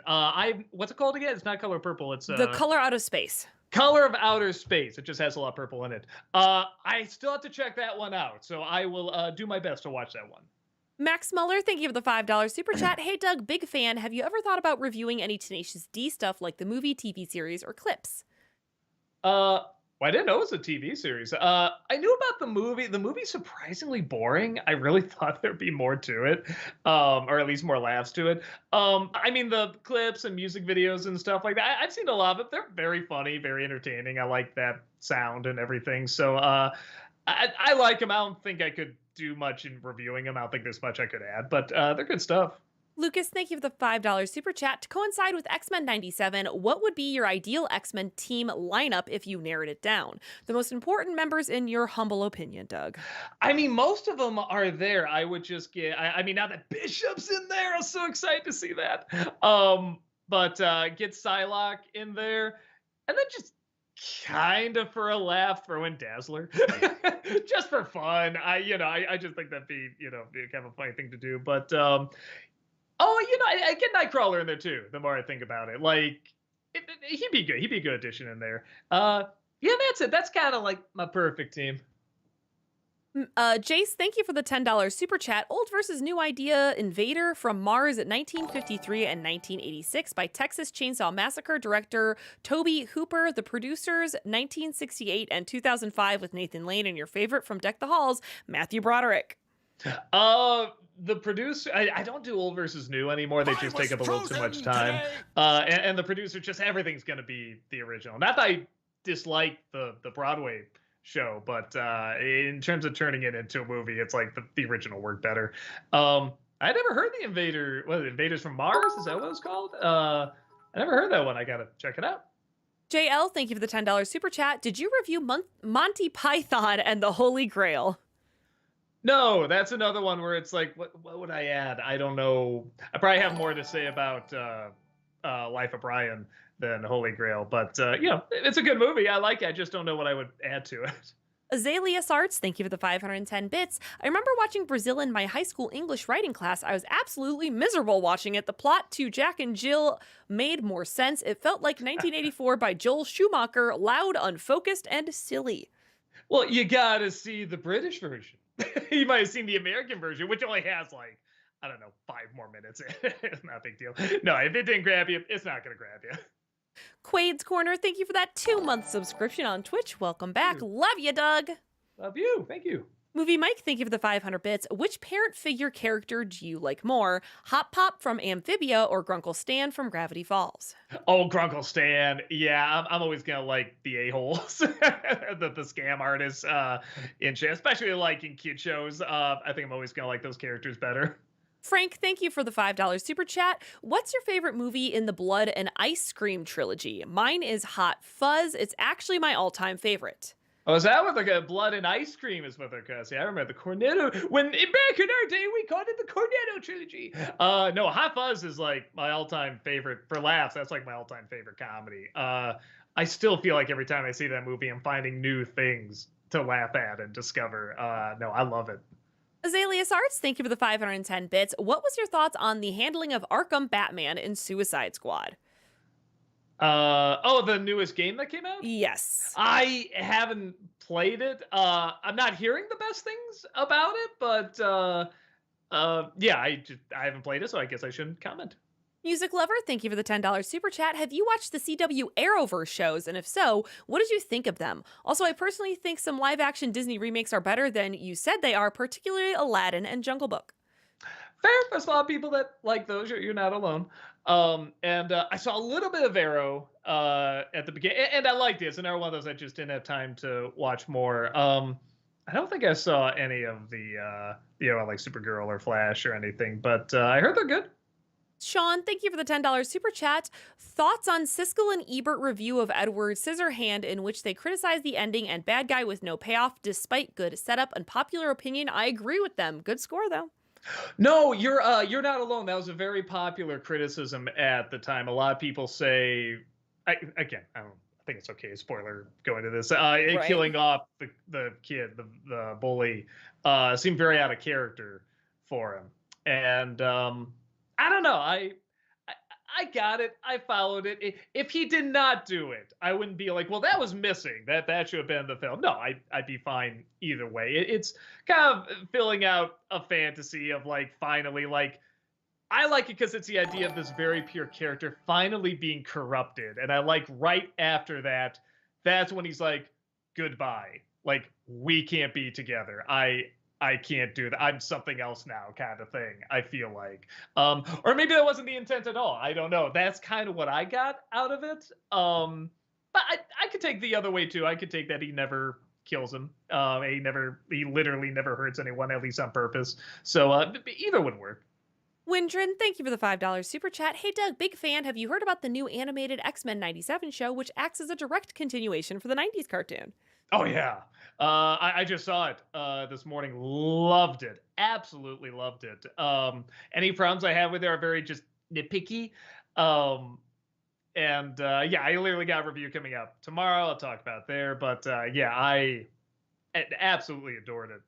The Game Seppi Lover, thank you for the $8 super chat. When you and Rob did the Sonic review, how many times were you told the Mushroom Planet wasn't from Mario, but was from Sonic 3? In the Sonic they must be talking about like just our vlog review. I mean, I feel like we might have just been. I can't remember what we said. I feel like we'd just be making a joke about, but maybe not. Maybe we did legit get it wrong. Well, that'll teach us. Shame.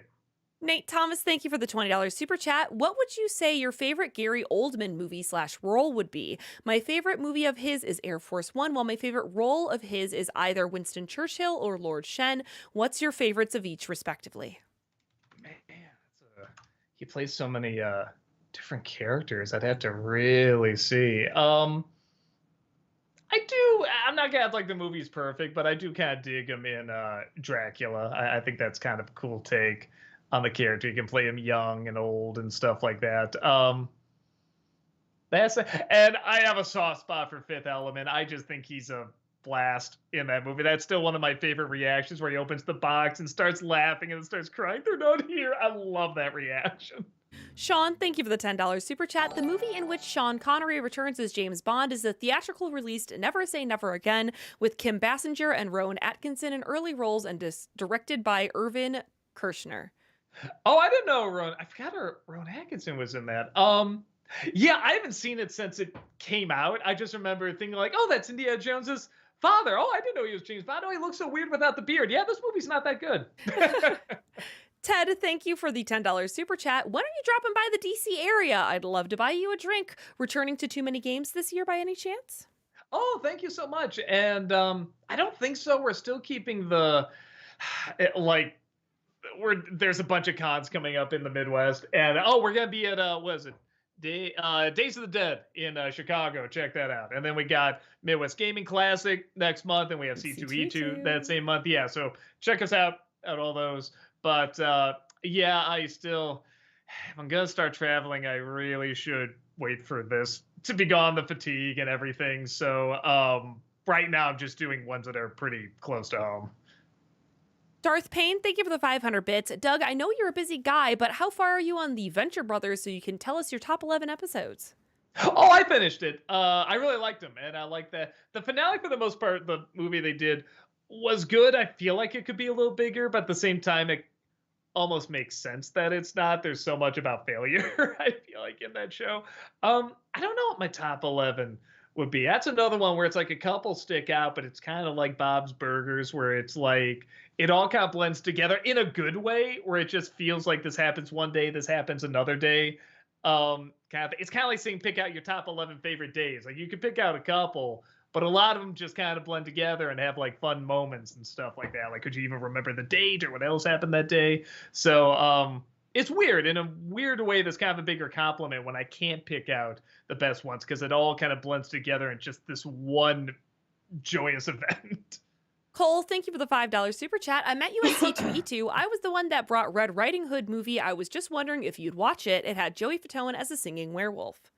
I still have it. I haven't seen it yet, but we have it with the collection with the other DVDs. Movie Mike, thank you for the 500 bits. In Spectacular Spider-Man, what did you think of Ed Asner as Uncle Ben? Good. I'm trying to think if I've ever seen like a great Uncle Ben. You know what I mean? Like they've always been fine. They've been good. Actually, I do kind of have a soft spot for Martin Sheen in the Andrew Garfield one. But I mean, yeah, I think that's it. I think it's just a preference thing. There's no like one definitive, like that's the one kind of thing. So yeah, just kind of a personal preference. Sean, thank you for the $5 super chat. Have you seen the Cary Grant / Hitchcock movie Notorious, To Catch a Thief, and North by Northwest? And if so, thoughts? I haven't seen Notorious. I mean, North by Northwest is a classic, and Catch a Thief is really good. It's one of those underrated ones he's done. Jace, thank you for the $10 super chat. No Brightburn 2 coming, so fanscription idea. Zack Snyder, Superman, and Justice League versus James Gunn, Brightburn, and Evil League. Also a better Lightyear with director's OG of Zurg being Buzz's dad. It's kind of a fun idea. Yeah, I'll run those by Walter. Strider for Life, thank you for the 500 bits. Okay, this is the whole thing. Prepare for trouble and make it double. To protect nostalgia from devastation. To unite all fans within our nation. To renounce the bad movies we know and love. To extend our coolness to the stars above. Heather, Doug, Team Awesome, blast off at the speed of light. Surrender now or prepare to fight. Meow, that's right. I'm Chaplin. All right, that's a good topper for Chaplin. That was well put together and well read as well. Nicely done. Thank you. Of course I would have that voice and talk that way. JL, thank you for the $2 super chat. Movie Mike, thank you for the 500 bits. Fun fact, Michael J. Fox was offered both Atlantis, The Lost Empire, and Titan AE, and let his kid choose which one he would do. Oh, interesting. Okay. I mean, I feel like he picked the better one, in my opinion, but... The Tattooed Yoshi, thank you for the $5 donation. Hey, Doug and Heather, hope your day is going well. What are your personal favorite NC running jokes or bits? Am I right, boys? No. Yeah, that's pretty good. That's a pretty good one. Excuse me. I don't know. You know, there's a part of me that's almost like I tried so hard to make them a thing that now it's like I got it back, and I'm like, now I'm almost trying to forget them because it's like, yeah, it was so obvious what I was doing then. But I guess the Chuck Norris ones are pretty funny. Just saying a Chuck Norris whatever quote or fact, and then just cutting to the Chuck Norris. Like that's pretty funny. Oh, you know, it made just the simplicity of course, because there was just always someone who wanted to take over the world. So I would just always cut back to that clip. I think that's just a funny way to show how often that trope is done, especially in bad movies. Moni, thank you for the $50 MX with Super Chat. What did you enjoy most of your job, pre-production or post? Probably post, because I'm seeing if it's working, if it's coming together, and if not, I can just think of a way to re-record something or do a line better or something like that. Yeah, there's always something exciting when it's like writing is cool, but you're always aware of your limitations. Like when it's done and it's filmed and you're editing it, you're seeing like, okay, did this pay off? It's finally taking shape kind of how you were imagining it. So yeah, I think I like that more. The Game Seppi Lover, thank you for the $15 super chat, and I think they just didn't realize we had a list because they asked the same thing about the Sonic review and Mushroom Planet. Oh, there you go. Chase, thank you for the $5 super chat. To answer your earlier question, the praise for Galaxy Quest is because of acknowledgement and appreciation for fandom and its impact on pop culture. Yeah, see, and this is the cynical a-hole in me. I just want them to make fun of Star Trek. I want them to make fun of Shatner. I want it to be a little bit more mean-spirited. And I guess that's what the original kind of was. I don't, you know what it is? I feel like that love for fandom and stuff like that is represented in better in something like the Spider-Verse movies, but then again, that those weren't around yet. Or even something like the Lego movies and things like that. So, yeah, I don't know. I gotta watch it again. Like I said, I'm probably gonna review it this year. I'll sit down and get my thoughts about it because it is good. I like it. I'm not gonna say I dislike it, but yeah, the cynical a-hole in me is like this could be meaner. Frank, thank you for the $10 super chat. Hey, Doug, you and the Channel Awesome family keep up the great work. One old movie I saw for the first time recently was Eternal Sunshine of the Spotless Mind. I loved it. What do you think of it? Oh, I like it a great deal. Yeah, it's the one of the closer depictions of dreams I can think of where I'm like, yeah, that feels like dreams that I've had. And I like that a lot of the effects are in camera as well. It's both a very simple but also very complicated love story. And you could argue whether or not it's like a doomed love story or a very delightful love story or maybe both. I really like that. Jace, thank you for the $10 super chat. Would you play, at least for Halloween, the upcoming Killer Clowns from Outer Space game? It's the closest we'll ever get to a sequel since Disney canceled an actual sequel when they bought Fox in 2018. Oh, that's a shame.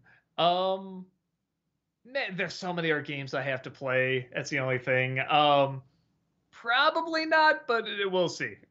Christopher, thank you for the $5 super chat. Did you ever read the Avatar The Last Airbender story about what happened to Zuko's mother? Did you wish it was a movie? By the way, been watching you since I was 13. I'm 21 now. Oh man, that's so surreal. That's so surreal whenever I hear that. Yes, I did, and it was very good, and it was very fulfilling when I read it. I'm like, okay, that feels right. The only thing that bugged me is that they would talk about it in the show. Where's my mother? And they never answer it in the show in any way. It's only you have to go read the comic. I don't know why that's. I get it. It's a clever way to, sell something else, but that's what it feels like. It feels like you're selling something else, even if it's a very well done something else. But that always bothered me a little bit. Cole the Critical, thank you for, or the Critical Critic, there it is. Thank you for the $20 super chat. And again, I guess they didn't know that we just have a list because they asked the same thing about the Red Riding Hood with Joey Fatone movie. Yeah. So I haven't seen it yet. Patsy, thank you for the 500 bits. What are your thoughts on The Dark Crystal? I recently rewatched the series and movie and had a blast following the story of the world. Although the protagonists are a little stiff in the movie, the Skeksis do more than stand out for me. I have to finish the series. I started and really liked it, but I haven't gotten around to finishing it. I love the world and the technology in the movie. I find it very boring, though. Sadly, I don't get into it. I wish I did because I love the puppetry and the Imagineering around it, but yeah, I think it's really dull. The show I like a fair amount, though. What up, JD? Thank you for the $5 super chat. Opinions on Bill Hader playing Cat in the Hat in the next adaptation? No thoughts. I mean, we'll just wait and see if it's a good movie. My guess would be it won't be, or at the best, it might be very meh. But could be wrong. Maybe this will be the one good one. Jace, thank you for the $5 super chat. You wish the Simpsons movie ended the show. Funny, because that was the intention. It backfired, and now they will live forever. No thanks to Disney and Bob. Yeah, whenever they do end it, I don't know how they're going to do it. I don't know what way would satisfy everybody. Yeah, I just don't know. Gray Man, thank you for the $5 super chat. I just saw a commercial for BK from 1984 featuring a long dead product. Is there a chance you could review the BK Whaler? It could be its McRib. Whaler? I never even heard of that. I will look it up. Seeker Gatherer, thank you for the $5 super chat. What are your thoughts about Henry Cavill working on the Warhammer movie? I haven't followed most of the stuff he's worked on, even the really good. What's the one? The Witcher. That was the one he had a lot of involvement on. And what I've seen has been really good. I hear he's like a diehard gamer. I think he's a good actor and stuff like that. So it sounds like it's good, but I don't follow any of it that closely, so I'm not really the person to ask. Ruben Hall, thank you for the $5 super chat. I'm a senior in high school teaching a film class. What's a good bridge between mass appeal and art house? I really want to hook them on better films. I remember somebody used to say the best foreign language film to show someone is that doesn't get into foreign language films is Run Lola Run, because that one is just so crazy and weird and odd, and the dialogue is minimal. I think to a younger person the ideas are kind of interesting too. It's kind of all shot like a music video. And it's also very, very art house, but it also has a big budget behind it too. So I guess that I'm not saying it's the best one. That's just one I always heard a lot of film teachers said if they ever want to get younger people into foreign films, that's the one they always do it with. We're going to have to pick up the pace. We're still Oh, about that's it. 40 minutes behind. Gotcha. Movie Mike, thank you for the 500 bits. And Spectacular Spider-Man, what did you think of Darren Norris as J. Jonah Jameson? Oh, good. It's hard to go. It's hard to get bad, J. Jonah. Naporius, thank you for the $5 super chat. Have you ever watched Meet the Feebles? I was kind of surprised it was done by Peter Jackson. I gotta watch it again. It wasn't bad when I saw it. It just wasn't grabbing me. I gotta sit down and watch the whole thing. Gray Man, thank you for the $5 super chat. And just so we're clear, I don't just watch commercials. How about you do a review of the Hal Needman's Cannonball Run movies and Speed Demons, aka CBR3? I don't think I've seen them. I will try to check them out. Nate, thank you for the $20 super chat. Hey, Doug, would you consider playing a choice-based story game like Walking Dead or Life is Strange? Yeah, we've had Walking Dead recommendations and stuff, and Life is Strange for that matter. So yeah, we might look into it. Sean, thank you for the $5 super chat. For your Rango review, why didn't you bring back Raul Puke? Oh, Raul Puke. I didn't have the clothes. I didn't have time to really go and get other ones, so I just didn't. Sapphire, thank you for the $10 super chat. How do you deal with crippling indecision feeling whenever you're making isn't good? Whatever you're making isn't good enough. I'm very OCD when it comes to deadlines, so I'm just like the idea of missing one I hate, so I just get done. Nate, thank you for the $5 super chat. Would you do a Nostalgia Critic review of Sky High? Maybe. I like that movie. I wouldn't mind actually talking about it. King Casual, thank you for the $10 super chat. Would you ever consider doing a Nostalgia Critic on Sonic Underground? Trust me, you'll have a lot of fun with this one. A simple Google search alone will give you a lot to talk about. I know, but it's a show, and I don't have time to watch a lot of shows for Nostalgia Critic, so probably not. Squid Kid, thank you for the $5 super chat. I saw your video reviewing Has Been Hotel, but have you seen Hell of a Boss? Oh, yeah. Well, if you saw the review, you know I have, and I absolutely love it. Movie Mike, thank you for the 500 bits. What's your favorite episode of Duckman? I like the one where they're trying to find America. I thought that was a very poignant episode. Haunted Joker, thank you for the 500 bits. Have you seen Nicolas Cage in Dream Scenario? It's intriguing, and I'm really interested in a YouTuber's opinion. I sincerely think you'll like it. Now, can you please say, thanks, I'll try to check it out. Thanks, I'll try to check it out. Except, I have checked it out. Oh! And it's good. It's all right. It could have been better, but it's good. The Music World, thank you for the $5 super chat. Hey, would you do an old versus newer after The Karate Kid 2024 comes out? Can you do an NC review of The Princess Bride? It's my favorite movie. Maybe. I think I have that on the list. I feel like I could talk about some.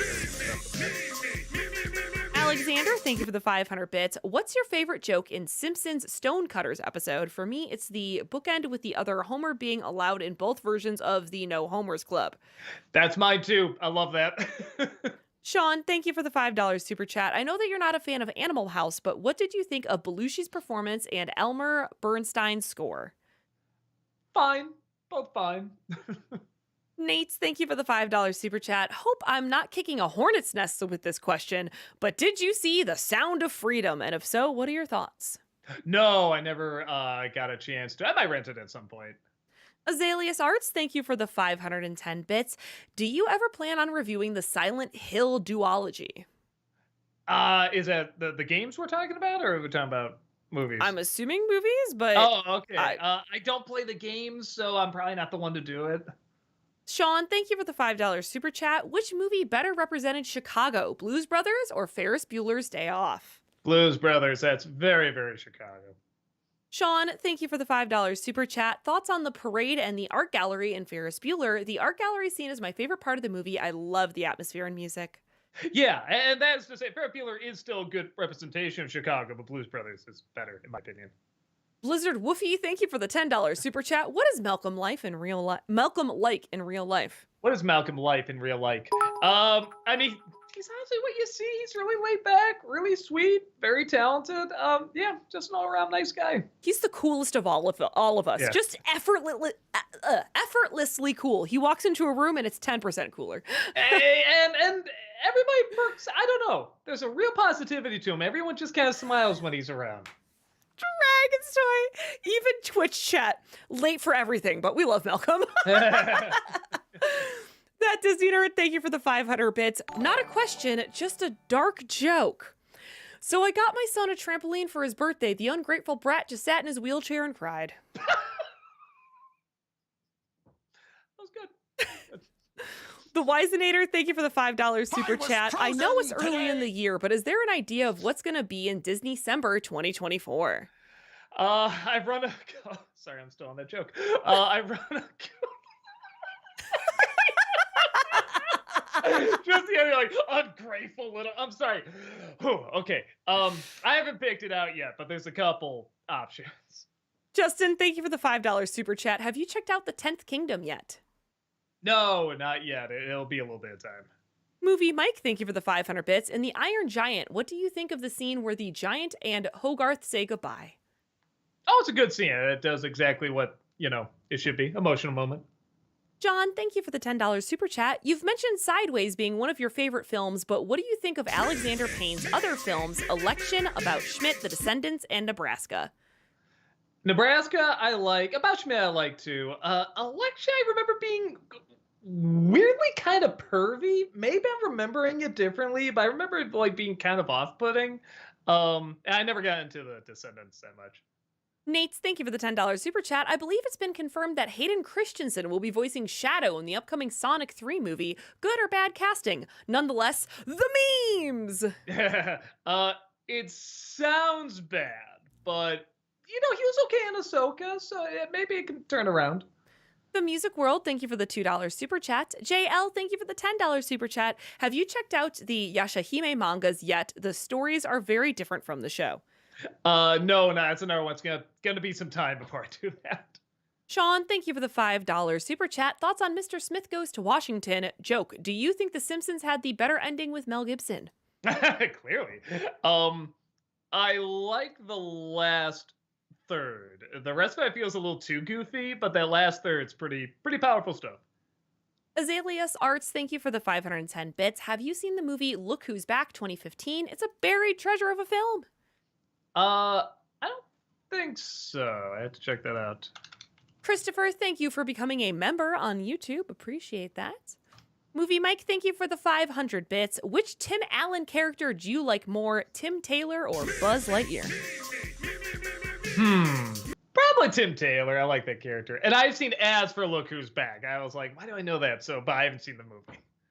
AOT fan, thank you for the $2 super chat. Nate Thomas, thank you for the $10 super chat. Would you consider giving the film My Cousin Vinny an NC review? It's my personal favorite comedy. Siskel and Ebert disagree on the film, and I'd love to hear your thoughts. Terrible confession. I've never seen it. I know it's like a classic comedy. I never saw it. I gotta check it out. Daniel, thank you for the $5 super chat. Have you ever seen Black Sails? It's a prequel series to Treasure Island, and it's amazing. Like one of the best shows ever made. All right, I'll try to check it out. Sean, thank you for the $5 super chat. Have you seen the courtroom drama Anatomy of a Murder with Jimmy Stewart and George C. Scott? And if so, thoughts? No, but that's apparently where some of those like really famous lines, like "You're out of order, those systems out." Like I think it came from there, and I never knew this movie existed. I really want to see it because I love those actors.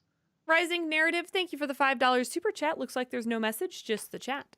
Coffee Jeans, thank you so much for that 27-month subscription over on chat. Welcome back. Just curious, what is your favorite gimmick to do every year? Nostalgia-ween commercial special or Christmas special? Probably the commercial special. It's a lot of fun watching those over. Movie Mike, thank you for the 500 bits. Do you remember the episode where Duckman thinks he's the only one on Earth and destroys the city? Yeah, I remember that one. That was pretty fun. JG, thank you for the $10 super chat. Since you've already done Jaws 3 and Jaws the Revenge, do you think you can do Nostalgia Critic of the original Jaws? Now, I don't think I would add anything that new. I'd just say what everybody says about it, about why it's so good. Nate, thank you for the $10 super chat. Would you consider giving a look to the Nicolas Cage film Gone in 60 Seconds? True, it is a remake, but it's a really good film. I've never seen it. I just heard it was very meh, but I should probably give it a chance. Nerdy, thank you for becoming a member on YouTube. Appreciate that. Thank you. JL, thank you for becoming a member on YouTube. Thank you. Jennifer, thank you for becoming a member on YouTube. Thank you. Squid Kid, thank you for the $5 super chat. Is there any way to be a member without being on a stream? Just in case I want to do it, I'm still thinking about it. Is there any way to be a member without being on a stream? Yeah, you don't have to be on a stream to be a member. I was gonna If say, I you think you do. chose the membership tier that is a stream, there's like an extra stream that we do where it's just us hanging out with like that smaller group of people. But yeah, no, by choosing that, you're not being a part of the stream. Ulysses, thank you for the $5 super chat. Someone probably asked this, but what is your opinion on Full Metal Alchemist Brotherhood? Others say it's the godfather of anime. Do you agree with that? I never saw Brotherhood. I saw the original, but I didn't see that one. I don't know I'm going to have time to check it out because I'm curious about it.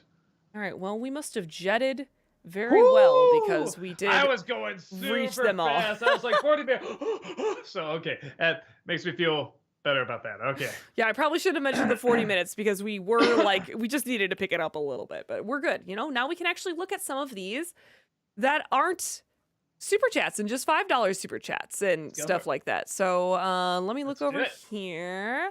Yeah, Cartoon Dictator on Twitch asks, favorite Tiny Toons character? Also tell Chaplin I said hi. Oh, will do. Toss up between Montana Max and Plucky. I like the jerks. And Bats is pretty great too. Jay Lil, thank you for the $2 super chat. Have you seen Arcane on Netflix? Review it. Oh, I love it. Oh my god, phenomenal show. Absolutely. I can't wait for the next season. I mean, I guess I could. I don't know. We'll see. Master Mario on Twitch asks, Heather, which Cardcaptor Sakura dub do you prefer? The Nelvana dub that aired on Kids WB or the Animax dub that is on Netflix? I've actually only seen the Kids WB dub. When I watched some of it on Netflix, I watched it subbed, not dubbed. So I guess I have to go with the Kids WB one. AOT fan, thank you for the $2 super chat. Is it bad that I enjoyed the live action Avatar movie? You know, we do a panel called Movies Everyone Disagrees with You on at a lot of conventions, and that's one that's brought up a lot. So you're not alone on that. Power Gamer on Twitch says, even after all these years, they say if you go out into the woods late into the night and listen past the howling winds and the chirping of the crickets, you can still hear the distant echoing voice of an angry bald man crying out, F this tree! F this tree! Who would that be? No, I know you. it's me. Robert, thank you for the $5 super chat. Have you ever thought of doing an airplane reviews or review the airport movies? Airport 7577 and 79 are very NC worthy, especially 79 Total Insanity.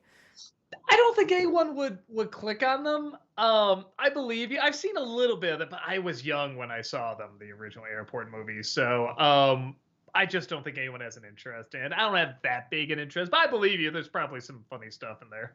Nate, thank you for the $20 super chat. Are you looking forward to the DreamWorks film The Wild Robot? While Prince of Egypt is my favorite film, Wild Robot is from the creators of How to Train Your Dragon. Could Wild Robot be a masterpiece?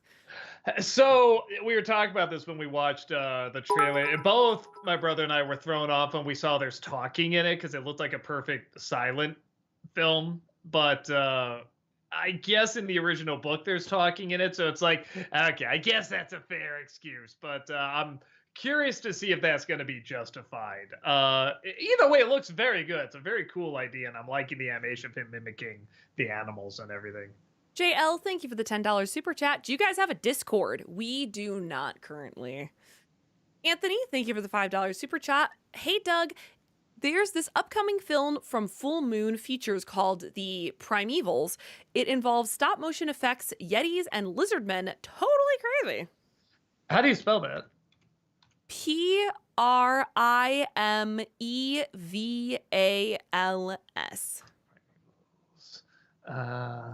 There it is. Oh, wait, it came out in 2023. Whoa, this looks funky.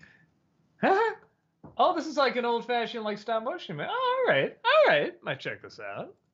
Alexander, thank you for the 500 bits. Have you seen the episode where The Simpsons house sit for Mr. Burns? There's a funny scene where Marge asks what the proper use for the 12th dinner fork is, and Homer replies in a British accent, "Why, Marge, I think you're supposed to scratch your ass with it." Yeah, I love when they go to sleep in the bedroom, and rather than have like, oh, it's an automatic like bed maker or something like that, it changes the sheets, but rather than do that, it just burns the entire bed and then a whole new one comes out. I thought that was pretty funny. Blabble Block on Twitch says, "What are your thoughts on when Marnie was there? Personally, it's my favorite Ghibli movie." Let me remind myself when Marley was. Oh wait, or was it When Marnie? It's Marnie. Marnie, there we go. Let's shoot. Oh, there it is. Oh, I remember liking it. It is one of those where I kind of forget a lot about it. I just remember that I did enjoy it. Yeah, I remember it being good. Here's a question from the YouTube chat from FTO. What's the hardest thing about writing a Nostalgia Critic video or any other video? Probably getting the length of it down. It's very rare I have to find material to write about. Sometimes I have to really chop it down because I do ramble. Or one thing that this video pointed out, this is why it's good sometimes to watch reaction videos, is I was doing one on Star Wars, this Renegade React group, and I was talking about like, Star Wars prequels versus the new ones, I think, and they were saying, yeah, it's just he repeats himself a lot. Like, I feel like he said the same point like 2 or 3 times. I'm like, that's a really good point. So now I'm much more conscious of that when I'm writing. Don't say the same thing or use some of the same words. Because, yeah, it's an easy trap you can fall into. For me, anyway. Nate, thank you for the $20 super chat. Would you review the Mel Gibson film The Patriot? It's directed by the director of Godzilla 98 and Independence Day, yet it's regarded as a classic. That's another one I never saw. And everyone's either said, oh, I love that movie, or, yeah, it's good. I feel like I probably fall in the good camp. Like, I feel like it's probably going to be fine. But I should check it out, because I haven't heard anyone say it's bad. Walt NASA, thank you for the $1 super chat. Ramirez in the Twitch chat asks, which studio do you think had the better 100th anniversary special last year, Disney or Warner Bros? Oh, and how's your sex life? I probably shouldn't drink that. I'll fake drink it. I mean, just the fact that Warner had at least a few hits, I think by default, they had the better one. Yeah, that's right. They did both celebrate their 100-year last year. Disney was the big one because that was such a disaster. But yeah, you're right. I do remember seeing the little 100 pop up with Warner Brothers. Yeah. Matt, thank you for the $5 super chat. Have you considered doing a programming block review for Disney's One Saturday Morning? Yeah, they do take a lot of time. That's the only thing to everything, write, edit, and everything. So we said if we do another one, it'd probably be Adult Swim, because that's one I feel like we all have a real passion to talk about. And it's still going, for that matter. So it's like I'm not even sure how we would do it. Like what point will we cut off? But yeah, that's probably the next one we're looking at. Okay, Chris, thank you for the $10 super chat. I've never caught one of these lives before, so I apologize if this has been asked before. Pro wrestling thoughts, the movies, their place in pop and nerd culture. Also, anyone on the site a wrestling fan? Walter is. Walter, yeah. Oh, yeah. I always say I find wrestlers more interesting than wrestling. I think the mindset behind it and the planning and the prepping, the writing, the storytelling, all that is very interesting. But I don't like to actually watch it. I like seeing more what the people do either in making it or when they go on to something else. Because big surprise, they usually have really good senses of humor, and they're usually very well trained, and can take on a lot. So I think it makes sense that a lot of them would be like, good movie stars and performers and funny and stuff like that. So that I'm more interested in than actually watching wrestling. When I was a kid, I did watch a little bit. I watched like Hulk Hogan, Andre the Giant, and Sergeant Slaughter and all them. But I wasn't like a diehard fan though. YouTube, just so you know, we are supposed to be wrapping this up. We Oh, appreciate it, but I'm going to try to get through some of these super chats really fast. What up, JD? Thank you for the $5 super chat. When we get around to reviewing DreamWorks Ants, I want to hear you yell your walk-in voice. This is not over, Ants. I might. That's not a bad idea. Nate, thank you for the $10 super chat. I'd love to see you do a collab with Renegades. I've been subscribed to them as well for years. Thanks for answering my questions, Doug. Been a fan for years. Your videos always make me smile. Well, thank you so much. And we are doing a collab. They're watching my stuff, and I'm watching their stuff. It's the ultimate collab. Nothing. I literally don't know what we would do, but I do like watching them watch me. Amazing. Okay. All right. Well, I think that is it then. I'm looking at Twitch and I don't think Tamara is live right now, so I don't think we're going to go raid Tamara over on Twitch.